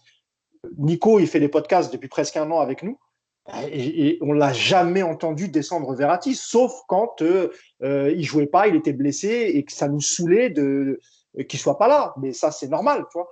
Mais pour le reste, en fait, sur Twitter, t'as pas de nuance. C'est-à-dire que c'est soit blanc, soit noir, mais entre les deux, il y a rien. Sur Twitter, la nuance, ça n'existe pas. Et j'ai vu le pauvre Nico se faire pourrir alors qu'il a juste dit ce que tout le monde s'est dit. Il faut être honnête, tout le monde s'est posé cette question. Si t'aimes le foot, donc t'aimes voir cette Italie jouer comme ça, et tu te dis, bah ouais, c'est logique. Si t'es un entraîneur, t'as un milieu qui fonctionne bien, et que t'as un joueur en plus qui revient de blessure, c'est ça aussi qu'il faut dire. C'est que quand Locatelli jouait bien, on savait même pas encore si Verratti serait apte pour pouvoir rentrer dans cet Euro. Et en fait, tout le monde lui est tombé dessus en lui disant, ouais, t'es devenu comme Riolo, machin, ceci, cela, alors que jamais de la vie. Nous, on l'a toujours défendu Verratti dans ce podcast, et même sur les papiers, Yacine a fait 1 milliard de papiers sur Verratti toujours en disant que c'était un joueur indispensable au milieu parisien. Donc voilà, c'était juste pour apporter mon soutien à l'ami Nico, parce que c'était injuste. Voilà. Après, c'est de ma faute aussi, parce que j'ai manié un peu l'ironie en disant que les fans de Verratti, j'espère qu'ils avaient apprécié son match contre les Gallois, parce que peut-être qu'on ne le reverrait plus. Donc, toi, voilà, c'est de ma faute aussi. J'ai mis une touche d'ironie dans un tweet. J'ai été complètement inconscient. Vous connaissez Nicolas Puravo sur Twitter. Vous savez qu'il manie l'ironie, etc., avec ses petits clins d'œil, des fois qui peuvent agacer quand on ne le connaît pas. Mais voilà, ça fait. Nous, on te connaît, Nico. On sait que c'est toujours pour délirer et que Twitter, ça reste un réseau social où on peut. Voilà. Et d'ailleurs, même en Italie, hein, tu as vu, même jusqu'au matin du match, il y avait un débat, Locatelli-Verratti. C'est normal. C'est normal qu'il y ait un débat. Tu as 2 très bons joueurs qui t'apportent 2 styles de jeu forcément un peu différents. Et ce débat-là, il a existé jusqu'au bout. Et voilà, maintenant, je sais qu'à chaque compo des Italiens, 1 heure avant le début. D'ailleurs, c'est pratique parce que je suis au courant que l'Italie va jouer. Parce que donc maintenant, 1 heure avant chaque match des Italiens, je reçois des notifications de partout. Ah, il y avait Verratti titulaire, allez, rentre chez toi. Donc, plus besoin de programme télé, toi. Maintenant, je sais quand l'Italie joue. Et tu as juste à regarder tes DM, toi, Nico, ils doivent être sympas, à mon avis. Je pense que tu dois avoir des messages toujours gentils et pleins d'amour dans tes DM sur Twitter. Passons à une autre sélection qui, elle aussi, s'est qualifiée pour les quarts de finale de l'Euro, c'est l'Espagne. L'Espagne qui, un peu comme la France, hein, parce qu'elle a fini par l'emporter 5-3 dans les prolongations contre la Croatie, c'était lundi. L'Espagne donc qui menait 3-1 et qui s'est fait égaliser à la dernière seconde du temps réglementaire. Mais dans les prolongations, Alvaro Morata d'un super enchaînement et Oyarzabal ont fini par donner la victoire à la Roja. Un peu comme on a fait avec Verratti pour l'Italie. On va parler aussi surtout du match de Pablo Sarabia, Yacine. Pablo Sarabia qui a été buteur une nouvelle fois, qui est déjà à 2 buts et une passe décisive dans la compétition et qui ont l'impression retrouve un second souffle par rapport à sa saison avec le Paris Saint-Germain. Il était aligné encore une fois titulaire dans l'attaque avec Ferran Torres à droite et Alvaro Morata à ses côtés. L'Espagne, donc Yacine, qui a fait quand même plutôt un bon match, on va dire, mais qui a souffert face à la Croatie, un peu comme la France qui s'est fait rejoindre, je le disais. Mais bonne prestation une nouvelle fois de Pablo Sarabia. Voici, l'Espagne a été au-dessus de la Croatie. Enfin, moi, je trouve un très bon match. Après, on voit que toutes les grosses sélections ont galéré dans ces huitièmes de finale. Ça a été facile pour personne. Ouais, bien sûr. Après, je pense que de toute façon, l'Espagne manque d'un vrai attaquant de très haut niveau, en fait.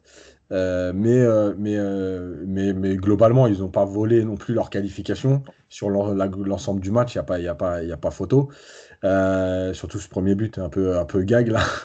D'ailleurs, le gardien s'en est permis parce qu'après, il est décisif. Naïf Simone, là, il fait un arrêt dans les Ouais. prolongations qui est, voilà, ça vaut un but. Hein, donc ça va, il s'est bien rattrapé quand même. Voilà, après, sur la prestation de Sarabia, bah, je vais dire ce que je dis 1000 fois par an. Voilà. Prenez les podcasts qu'on fait dans l'année et quand on explique. Alors, Sarabia, il y a eu le Covid, il y a eu plein de choses et tout cette année. Mais quand on explique que, comme par hasard, Sarabia est bien quand il y a un jeu de possession qui est très haut, que les circuits sont coordonnés, travaillés, etc. et qu'il n'a pas besoin, en fait, on l'a répété 1000 fois, c'est un joueur qui manque de puissance. Donc, s'il faut qu'il élimine en 1 contre 1, on voit tout de suite la limite. Par contre, quand il faut se déplacer entre les lignes, parce que le jeu de passe ressemble à quelque chose et qu'il y a une ligne directrice, bah, comme par hasard, tu le trouves. Voilà, encore une fois, Sarabia, ce ne sera jamais un top joueur, ce ne sera jamais même dans les 50 du Ballon d'Or, il n'y sera jamais, mais c'est un joueur d'équipe. Voilà, c'est un joueur qui est intelligent, qui te permet d'apporter quelque chose. Mais quand il y a une cohérence, encore une fois, ce n'est pas lui non plus qui va, comme par exemple à Mbappé, te sortir d'un éclair, d'une situation compliquée, d'un match compliqué. Mais dans un collectif cohérent, et où le style correspond en fait aux joueurs. Ben voilà, on l'a vu hier, il a été intéressant. Encore une fois, il n'a pas été extraordinaire. Il a été intéressant, il a marqué. Voilà, c'est un joueur qui a besoin d'un collectif. Et dans un collectif, quand le collectif s'exprime bien, c'est un bon joueur. Voilà. Il y a Adil Rami qui le disait sur RMC, parce qu'il l'a connu à Séville. Il a dit, j'aurais jamais pensé qu'il atteindrait ce niveau. Mais à Séville, c'était déjà un joueur intelligent, etc. Il lui manquait certaines choses. Il a progressé au PSG, en sélection. Voilà, qu'est-ce que tu veux que je te dise? Bah oui, les joueurs ont le droit de progresser. Et les joueurs ont le droit aussi de participer à un collectif. Voilà. M'agresse pas, moi, Yacine, hein, j'ai rien fait, moi. Non, non. Je rigole. Sur le match de Pablo Sarabia, positif pour le Paris Saint-Germain dans le fait d'avoir un joueur qui aura fait un bon euro dans une bonne dynamique, ou alors un plus par son bon euro, ça fera grimper sa valeur marchande et Paris pourra se faire un peu d'argent. Parce que plus 8 hier. Ah ouais, là hier, 8-10, avant-hier, ouais. Allez, plus 8 millions. Ce qui était drôle hier, c'est de voir des gens découvrir Sarabia sur Twitter. Moi, ça m'a amusé. Parce que je sais, t'as des mecs qui ont l'impression d'avoir découvert Sarabia hier et en le faisant passer pour une chèvre au PSG et genre ah mais en fait Sarabia bah alors comment ça se fait, il met des buts et tout. Mais je rappelle quand même que Sarabia, sa dernière année à Séville avant qu'il signe au PSG, il doit être en termes de buts à 18 buts avec le poste qu'il occupait à Séville, c'est quand même pas mal. Et en termes de passes décisives, je crois qu'il était à plus de 20 passes décisives sur la saison avant qu'il arrive au PSG. Et donc, Yacine a tout dit, en fait. C'est ça, c'est que d'abord, je pense qu'il jouait sans pression hier avec sa sélection espagnole. Dans cette sélection espagnole, il n'y a pas véritablement de stars, comme il y a pu y avoir il y a peut-être 10 ans. C'est une accumulation de bons joueurs, voire de très bons joueurs, mais tu n'as pas un mec qui essaye de faire la différence, etc. Les joueurs jouent les uns pour les autres. Et dans ce genre d'équipe, évidemment, comme l'a si bien dit Yacine, eh ben, ils se font très bien dans ce collectif, Sarabia, parce que c'est un joueur de collectif, tout simplement. Et qu'au PSG, même si la première année, c'était plutôt bien en termes de stats, la deuxième année, donc effectivement, lui aussi a eu le Covid et il avait expliqué qu'il avait eu du mal à revenir parce que ça avait laissé quelques traces. Mais Sarabia, ça reste évidemment que ça reste un bon joueur, Sarabia, un très bon joueur même. Sauf que voilà, ça dépend dans quel collectif tu le mets. Si tu mets avec des joueurs qui vont jouer avec toi, qui vont redoubler de passes, etc., bah, là, tu vas le trouver, parce que c'est un joueur dans les déplacements, etc., qui est très bon. Par contre, au PSG, il a pas la confiance de son coach ou la moitié de la confiance. Donc déjà, tu rentres, tu n'es pas très bien. À côté de toi, tu as des partenaires qui veulent toujours faire la différence à eux seuls. Donc tu te demandes à quoi tu sers dans cet effectif. Et donc, tant mieux pour lui. Oui, en termes de. Alors, je ne sais pas s'il prendra de la valeur, mais en tout cas, il y aura certes un peu plus de propositions, sans doute. Elles viendront sans doute tous du même pays, de l'Espagne et de sa Liga et de la Liga. Mais voilà, moi je suis content pour lui parce qu'encore une fois, voilà, c'est un bon joueur, c'est un bon mec. Et c'est dommage qu'au PSG, on n'ait pas su exploiter ses qualités. Voilà. D'ailleurs, on parle déjà, Unai Emery voudrait faire revenir à Villarreal, hein, c'est ça, c'était ça les infos un peu mercato sur Sarabia. On avait fait un papier là-dessus, j'avais eu quelques retours, effectivement, qu'il y avait Villarreal. À un moment, on avait parlé aussi d'un retour au FC Séville, mais moi, on m'avait dit que c'est pas du tout la priorité du FC Séville, même si il y a une bonne affaire, pourquoi pas. Mais je sais qu'il faut qu'il dégraisse aussi le FC Séville avant d'investir. Mais oui, et puis tu vois, il peut y avoir une surprise aussi avec l'Atlético Madrid, si c'est pas très très cher. Il avait été acheté un peu moins de 20 millions, il me semble. Donc si Paris, il y a un club à 25-30, je pense que même à 20 d'ailleurs, je pense qu'ils s'en sépareront sans souci. Mais c'est vrai que c'est un bon joueur. Et maintenant j'ai perdu mes mots. Retrouver ses jambes, retrouver des jambes. Exactement, retrouver son physique. Franchement, c'est un mec sur des très bonnes équipes de Liga qui pourra vraiment dépanner de ce côté-là. Nico, c'est vrai que Pablo Sarabia, en plus, on sent qu'il a la confiance de Luis Enrique et c'est ce qui lui a aussi manqué cette saison au Paris Saint-Germain. Mousse et Yacine le disaient aussi dans le collectif, la façon évidemment de jouer. Sarabia, qui était, quand il jouait titulaire ou quand ou la rentrée, c'est pas forcément le joueur le plus recherché voilà, au Paris Saint-Germain dans le jeu par Neymar et autres. Là, on sent qu'il est vraiment bien intégré dans le schéma de jeu. Il y a beaucoup aussi de dédoublements, hein, même de permutations. On voit des fois Ferran Torres qui est à l'autre côté, Sarabia qui prenait le côté droit et inversement. Donc on sent qu'il est épanoui en tout cas dans ce collectif espagnol. Non, bah, Mousségas ont complètement résumé. C'est un joueur collectif, voilà. C'est un joueur qui brillera dans un collectif fort où il n'y aura pas ce qu'on a vu au PSG cette saison, des joueurs qui misent tout sur l'individualité. Donc ça reste un bon joueur. Je suis intimement convaincu que sa place n'est plus au PSG parce qu'il ne pourra jamais y être épanoui, qu'il lui manque effectivement dans sa palette de jeu un peu de puissance et c'est pour ça qu'il a besoin de ce collectif fort autour de lui. Et je suis sûr que dès qu'il va arriver avec un entraîneur, par exemple, comme Emery, il va retrouver une plénitude dans ses moyens, il va retrouver de la confiance. Et puis, c'est un joueur qui va recommencer à faire des passes et à marquer des buts. Donc, de ce côté-là, je ne suis pas inquiet pour lui. Après, pour juste un petit mot sur l'Espagne, Yacine dit qu'il leur manque un attaquant de haut niveau. Et je suis d'accord sur le papier. En attendant, ils viennent de marquer 10 buts en 2 matchs. Donc, c'est pas mal. Et ça devient, avec l'élimination de la France, un vrai candidat au titre, j'ai l'impression. Alors, j'aurais pas mis un centime sur eux en début d'Euro, mais je trouve que c'est une équipe qui est en train de monter en puissance, qui retrouve de la confiance offensive. Et c'est pas une équipe facile à jouer, donc à mon avis, ce sera intéressant déjà de voir comment eux ils vont s'y prendre contre les Suisses. Et puis il y a une demi-finale qui pourrait se profiler contre les Belges ou l'Italie, qui serait vraiment très intéressante. Et cette équipe d'Espagne, en tout cas, moi, elle m'a vraiment beaucoup plu. J'ai trouvé que c'était un match vraiment intéressant. Voilà, il y avait un côté un peu plus, il y avait un peu moins de possession stérile et un peu plus la volonté d'aller faire mal devant. Et ouais, j'ai trouvé que c'était un match vraiment intéressant et à voir. Mais je ne serais pas étonné de voir les Espagnols aller jusqu'à. Bon, je suis nul en prono, donc du coup, je suis en train de les condamner, ça se trouve, mais je ne serais pas étonné de les voir aller en finale cette année. Ouais. Alors, c'est une équipe très, très critiquée dans son pays, enfin, jusqu'au match d'hier, qui a été. Oui. Et tu vois la différence de traitement entre les médias français envers l'équipe de France qui se contentent souvent de dire oui, non, mais quand même, Deschamps, c'est un pragmatique et blablabla. Et en Espagne, même quand tu mets du jeu, mais voilà, que le résultat n'est pas, et ben là, tu te fais descendre. Et en Espagne, jusqu'au match d'hier, voilà, et Luis Enrique et les joueurs étaient archi critiqués par les médias espagnols. Parce qu'évidemment, il y a aussi le fait qu'il a énormément renouvelé l'effectif, qu'il n'y a plus autant de leaders qu'avant. Là, il a quand même réintégré Azpilicueta à droite. pour un peu solidifier, amener un peu d'expérience. Il y a Busquets aussi il y a eu des cas de Covid, etc. Busquets, ça a été à l'isolement pendant 10 jours, donc ça n'a pas aidé non plus dans la préparation de l'Espagne. Mais voilà, l'Espagne, qu'on ne voyait pas forcément dans les favoris, plutôt en outsider, on va dire, qui est qualifiée pour les quarts de finale. Donc pour l'instant, le tableau des quarts de finale, c'est Suisse-Espagne, hein, malheureusement. Voilà, ça aurait dû être France-Espagne, mais ça sera Suisse-Espagne. Belgique-Italie, quart de finale. Ouais, ça va être sympa à suivre. Et République tchèque-Danemark. Et puis pour le quatrième quart de finale, ça se jouera aujourd'hui. Le vainqueur d'Angleterre-Allemagne à 18h défiera celui de Suède-Ukraine à 21h pour le dernier quart de finale de 7 euros.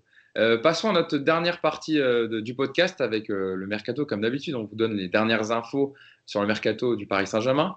Et on va parler d'un joueur dont on n'a pas encore parlé depuis qu'on fait ces podcasts sur la fin de saison et sur le début de mercato. C'est Eduardo Camavinga, le milieu du Stade Rennais. Évidemment, on en a déjà parlé du côté du Paris Saint-Germain. C'est un joueur ciblé, on va dire, par le PSG qui le suit depuis ses débuts avec Rennes. Mais on en reparle parce qu'on on a appris, selon certaines informations sorties dans les médias, que Camavinga souhaiterait rejoindre le Paris Saint-Germain. Je rappelle qu'il est en contrat jusqu'en juin 2022. La priorité du joueur, ça serait de rester en France. Mais il y a aussi Manchester United qui est sur le coup. Yacine, sur le papier, on en a déjà parlé quand même de Camavinga. Bon, ça fait du coup, il a 2 saisons pleines, on va dire, en Ligue 1 maintenant. Il a commencé en 2019 avec Rennes. Tu as recruté Wijnaldum quand même dans ton milieu de terrain. Est-ce que Camavinga, c'est une piste pour toi prioritaire pour ce mercato pour le Paris Saint-Germain? Ça dépend, je vais me placer de quel côté. Si je me place du côté de le club, l'image, le joueur français, etc. Ou si je me place sur le plan sportif, tout simplement en imaginant le PSG. Si je me place du côté de l'image, oui, évidemment. C'est un joueur à fort potentiel, c'est un jeune joueur, c'est un Français. Il est international français, même s'il n'a pas été retenu là parce que sa saison n'a pas été très bonne cette année. Donc, oui. Maintenant, moi, en tant que. Si c'est moi qui fais la politique sportive, je vous le dis, c'est ni une priorité, ni une recrue que j'envisage.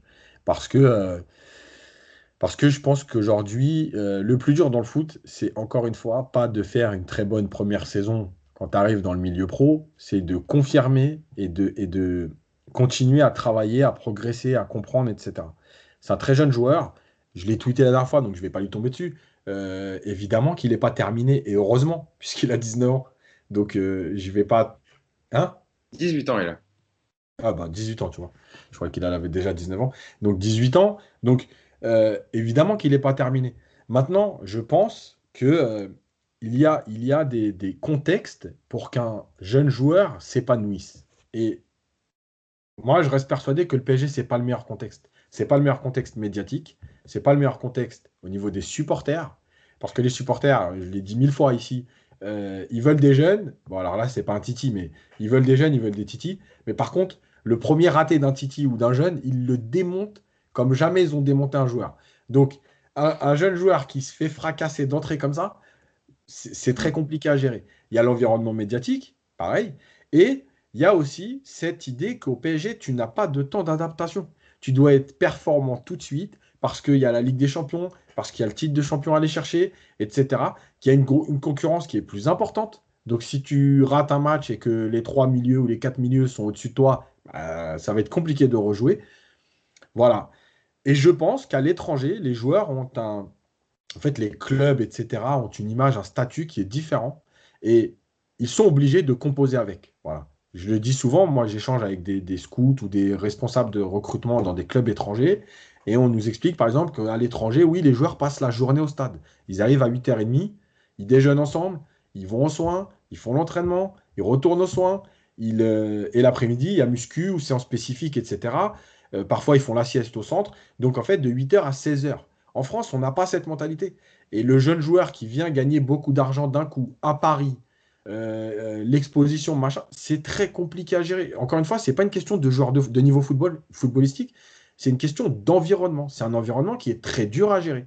Voilà. Et on a vu plein de joueurs s'écrouler, et même pas que des Français, hein, des joueurs étrangers qui sont venus au PSG et qui n'ont pas pu en fait gérer tout ça. Voilà, c'est compliqué. Donc moi, je ne suis pas persuadé que ce soit une priorité. Après, oui, en termes d'image, etc., je redis, oui. Après, pas à 100 millions, évidemment. Il lui reste qu'un an de contrat, donc ce ne sera pas 100 millions d'euros. Voilà. Il y a quand même un juste prix à trouver, quoi. Nico, tu penses aussi que c'est pas le bon environnement pour Kamavinga au Paris Saint-Germain? Si j'avais vu le programme du podcast, déjà, je serais pas venu, parce que c'est encore un sujet où je me suis pris une C'est vrai. multitude Eh, tu fais tellement de tweets, Nico, aussi. Tu es sur tous Ah les. ouais, mais alors là, alors Kamavinga, si j'avais vu celui-là, j'hésite même à te répondre, parce que qu'est-ce que j'ai morflé sur Kamavinga? Alors, Kamavinga, j'ai dit à peu près, là, je me rappelle plus du tweet exact, bon, je pense que quelqu'un va le déterrer, parce qu'ils sont très forts pour ça.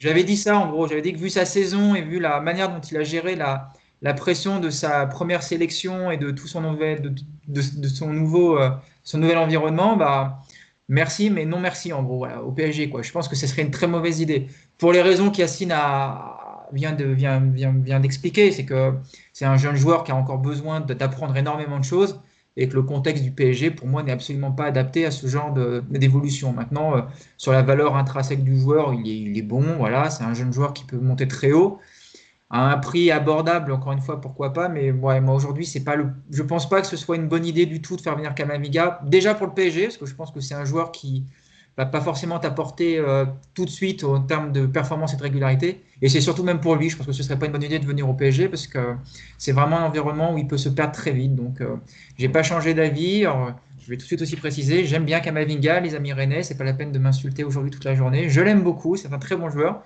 Mais je pense que le PSG peut trouver un milieu de terrain beaucoup plus expérimenté, qui correspondra plus du coup au contexte et à ses besoins du moment. Mais maintenant, toi, j'entends de temps en temps aussi des gens qui parlent de Pogba, les gens rêveraient de Pogba. Bah là, toi, par contre, pour le coup, entre Kamavinga et Pogba, je me demande quand même si je choisirais pas plutôt Kamavinga, tu vois. Donc, mais voilà, je pense quand même qu'il y a des milieux de terrain aujourd'hui qui sont sur le marché, qui peuvent apporter beaucoup au PSG. Tu vois, des profils comme il faut que je leur dise comme Wijnaldum. Donc, ce genre de profil-là, je trouve que c'est très intelligent pour le PSG parce que voilà, ce sont des joueurs qui ont de l'expérience et tu sais qu'ils vont s'adapter au contexte Paris Saint-Germain. Kamavinga, je pense même encore une fois que pour lui, ce serait un choix de carrière assez risqué. Donc, on verra maintenant si tu récupères Kamavinga pour 20 ou 30 millions d'euros, j'ai envie de te dire, allez, pourquoi pas, hein, au point où on en est, vu qu'il n'y a plus de limite sur le mercato cet été pour le PSG. Prenons Kamavinga, on verra ce que ça donnera. Juste, ouais, ça me fait penser à une Avant phrase de te de. donner la parole. Oui, vas-y, Non, non, Yacine. ça me fait penser à une phrase de Florentino Pérez avec Valdano. Je ne sais pas si vous la connaissez. Mais Valdano qui voit un joueur et qui dit à Florentino Pérez, tu vois, c'est un super joueur, il vaut 20 millions. Je pense que dans 3 ans, ça vaudra 100 millions. Et Florentino Pérez, il lui répond, bah, on le prendra dans 3 ans. Voilà. Ah, mais, Non, voilà. mais, Non, mais c'est tout à fait ça. C'est-à-dire que ouais, une fois qu'il vaudra 100 millions et qu'il sera guéri, bah, ce sera un joueur pour le Real Madrid, quoi. la phrase est incroyable quand même. La phrase est folle. Interrogé par TVRN, c'était hier, il me semble, le directeur sportif du Stade Rennais, Florian Maurice, a indiqué pour l'instant que le PSG ne s'était pas manifesté pour Kamavinga. Donc on disait qu'il est pourtant annoncé sur ses tablettes. Et il a déclaré aucune offre n'a été reçue ni du PSG ni de Manchester United pour Kamavinga. Pour l'instant, voilà, c'est le discours en tout cas, Mousse, côté Rennais. Et toi, qu'est-ce que tu penses d'une possible arrivée de Kamavinga au Paris Saint-Germain? Écoute, on s'est souvent plaint que le PSG ne recrutait pas assez en Ligue 1 et notamment sur des jeunes joueurs à fort potentiel, ce qui est le cas aussi de Kamavinga. Après, je suis partagé parce que je comprends un peu les arguments de Nico et de Yacine. Sauf sur Pogba, Kamavinga, là, je suis pas d'accord Ouais. avec. C'est pour ça que j'ai fait un A d'étonnement, tu vois, Aussi, j'ai A de un peu Denis surpris. Brognard. Parce que Mais, j'aime plutôt, enfin voilà, si tu as le choix entre je, Kamavinga et Pogba, Je l'ai vu développer. En fait, je trouve que Pogba est un très très bon joueur, mais beaucoup trop irrégulier. Et je suis persuadé qu'un Pogba au PSG, on va avoir une année de frustration parce qu'il va manquer la moitié des matchs, parce qu'il va être bon un match sur quatre.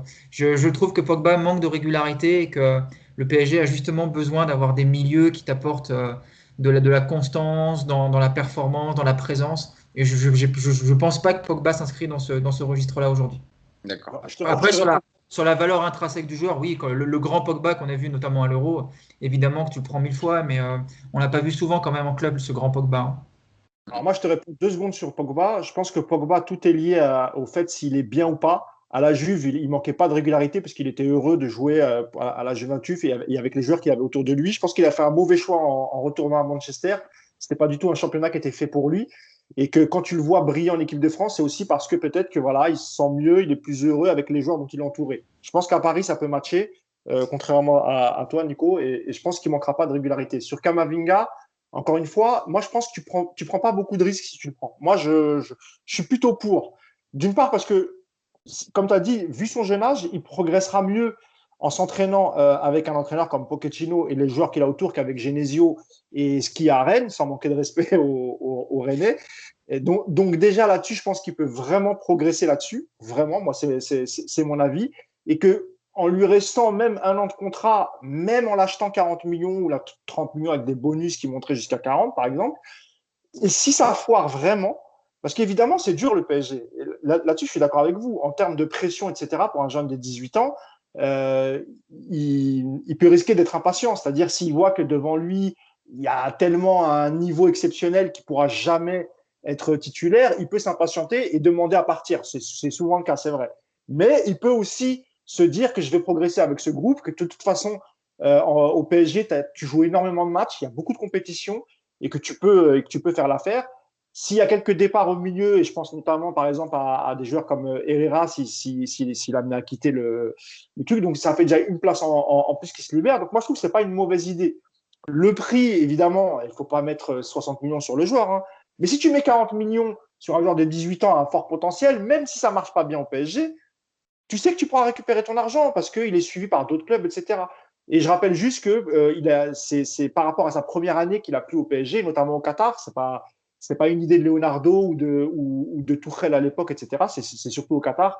Ouais, par Il aime rapport au bien. premier match de la saison, quoi. Voilà. Par rapport au premier match de la saison, Rennes PSG, quoi. Comme d'habitude. Oui, bah, il avait brillé la Ouais. première saison, mais pas que face au PSG. Il avait fait plutôt, pour un mec de son âge, il avait fait plutôt une saison intéressante. Et au Qatar, on surveille les jeunes joueurs à potentiel. Il est français, c'est très important pour eux. Donc moi, je trouve que ce n'est pas une mauvaise idée, mais ce n'est pas une priorité. Ça, je suis d'accord avec vous. S'il y a une opportunité de le faire, pourquoi pas? C'est un joueur qu'on peut faire progresser et avec lequel peut-être on pourra même faire de l'argent, c'est-à-dire faire une belle culbute, si ça se passe bien au PSG. Si ça ne se passe pas très bien, tu récupères ton argent, donc tu ne prends pas beaucoup de risques. Donc pourquoi pas? Voilà, vous avez l'avis des chroniqueurs sur le dossier Kamavinga qui, je pense évidemment, évoluera dans les prochains jours. Parce que là, ça va, je reprends la date, on est le 29 juin. Ça va quand même bouger, non, sur le mercato. Vous pensez que ça va un peu accélérer avec certaines sélections éliminées, des joueurs qui rentrent de l'Euro? Non? Parce que Sur le marché, c'est quand sur même le très marché cher pour le moment, hein. Sur le marché anglais, c'est toujours vers le mois d'août que ça bouge. Donc, même s'il y a des départs, ce sera sur le mois d'août. Mois de juillet, en général, c'est assez calme, hein. À part là, avec Leonardo qui a accéléré sur certains dossiers. Et c'est très bien. Wijnaldum et Donnarumma et Hakimi. Ouais. Il y a la rumeur Ramos, on attend. Je pense que Ramos, vu que les clubs vont reprendre bientôt l'entraînement, il a tout intérêt à se décider assez vite pour pouvoir faire une préparation et débuter le championnat. Donc oui, après, il y aura sans doute un dernier coup pour le PSG. Et ça, on en parlait tout à l'heure, ça dépendra aussi d'Mbappé. Donc si Mbappé part, évidemment que le PSG se mettra en quête d'un joueur de haut niveau, un attaquant de haut niveau. Et là, il n'y a pas beaucoup de choix parce que sur le marché, il n'y a pas beaucoup d'attaquants. Il y a peut-être Lewandowski qui a demandé à partir, je crois, où il y a des rumeurs comme ça, mais c'est un joueur qui a plus de 30 ans, donc Mm. c'est pas pour l'avenir. Et Mohamed Salah, honnêtement, moi on m'a dit qu'il ne quitterait pas Liverpool cette saison, donc voilà. Harry Kane, ça semble aussi compliqué, voire très cher, mais c'est peut-être aussi, peut-être la plus simple parce que je crois que Levy, le président de Tottenham, ne voudrait pas le vendre à un club anglais. Donc si Pochettino arrive en cas de départ d'Mbappé à convaincre Harry Kane, ça peut être une bonne chose aussi. Écoutez, en tout cas, on verra ça, comment ça va évoluer le mercato dans les prochains jours. On fera évidemment un podcast la semaine prochaine pour vous donner les dernières informations. Merci à vous de nous avoir suivis et écoutés. N'hésitez pas, comme d'habitude, je vous le dis, je vous rappelle à liker la vidéo si le contenu vous a plu, à vous abonner à la chaîne YouTube de Paris United pour retrouver toutes les émissions du podcast et autres formats. Oui, Mousse. Non, juste une dernière chose, j'aime beaucoup ta nouvelle déco. Voilà, c'est juste ce que je voulais dire. Ouais, c'est un nouveau décor aujourd'hui. C'est un nouveau décor. On change un peu. Voilà, c'est les vacances. Donc, Elle a fait exprès, il va y avoir une tonne de questions dessus. Mais ouais. c'est moche, hein. Franchement, c'est moche. Je trouve que je trouve que c'était un beau décor. On n'était pas habitué à ça, c'est sympa.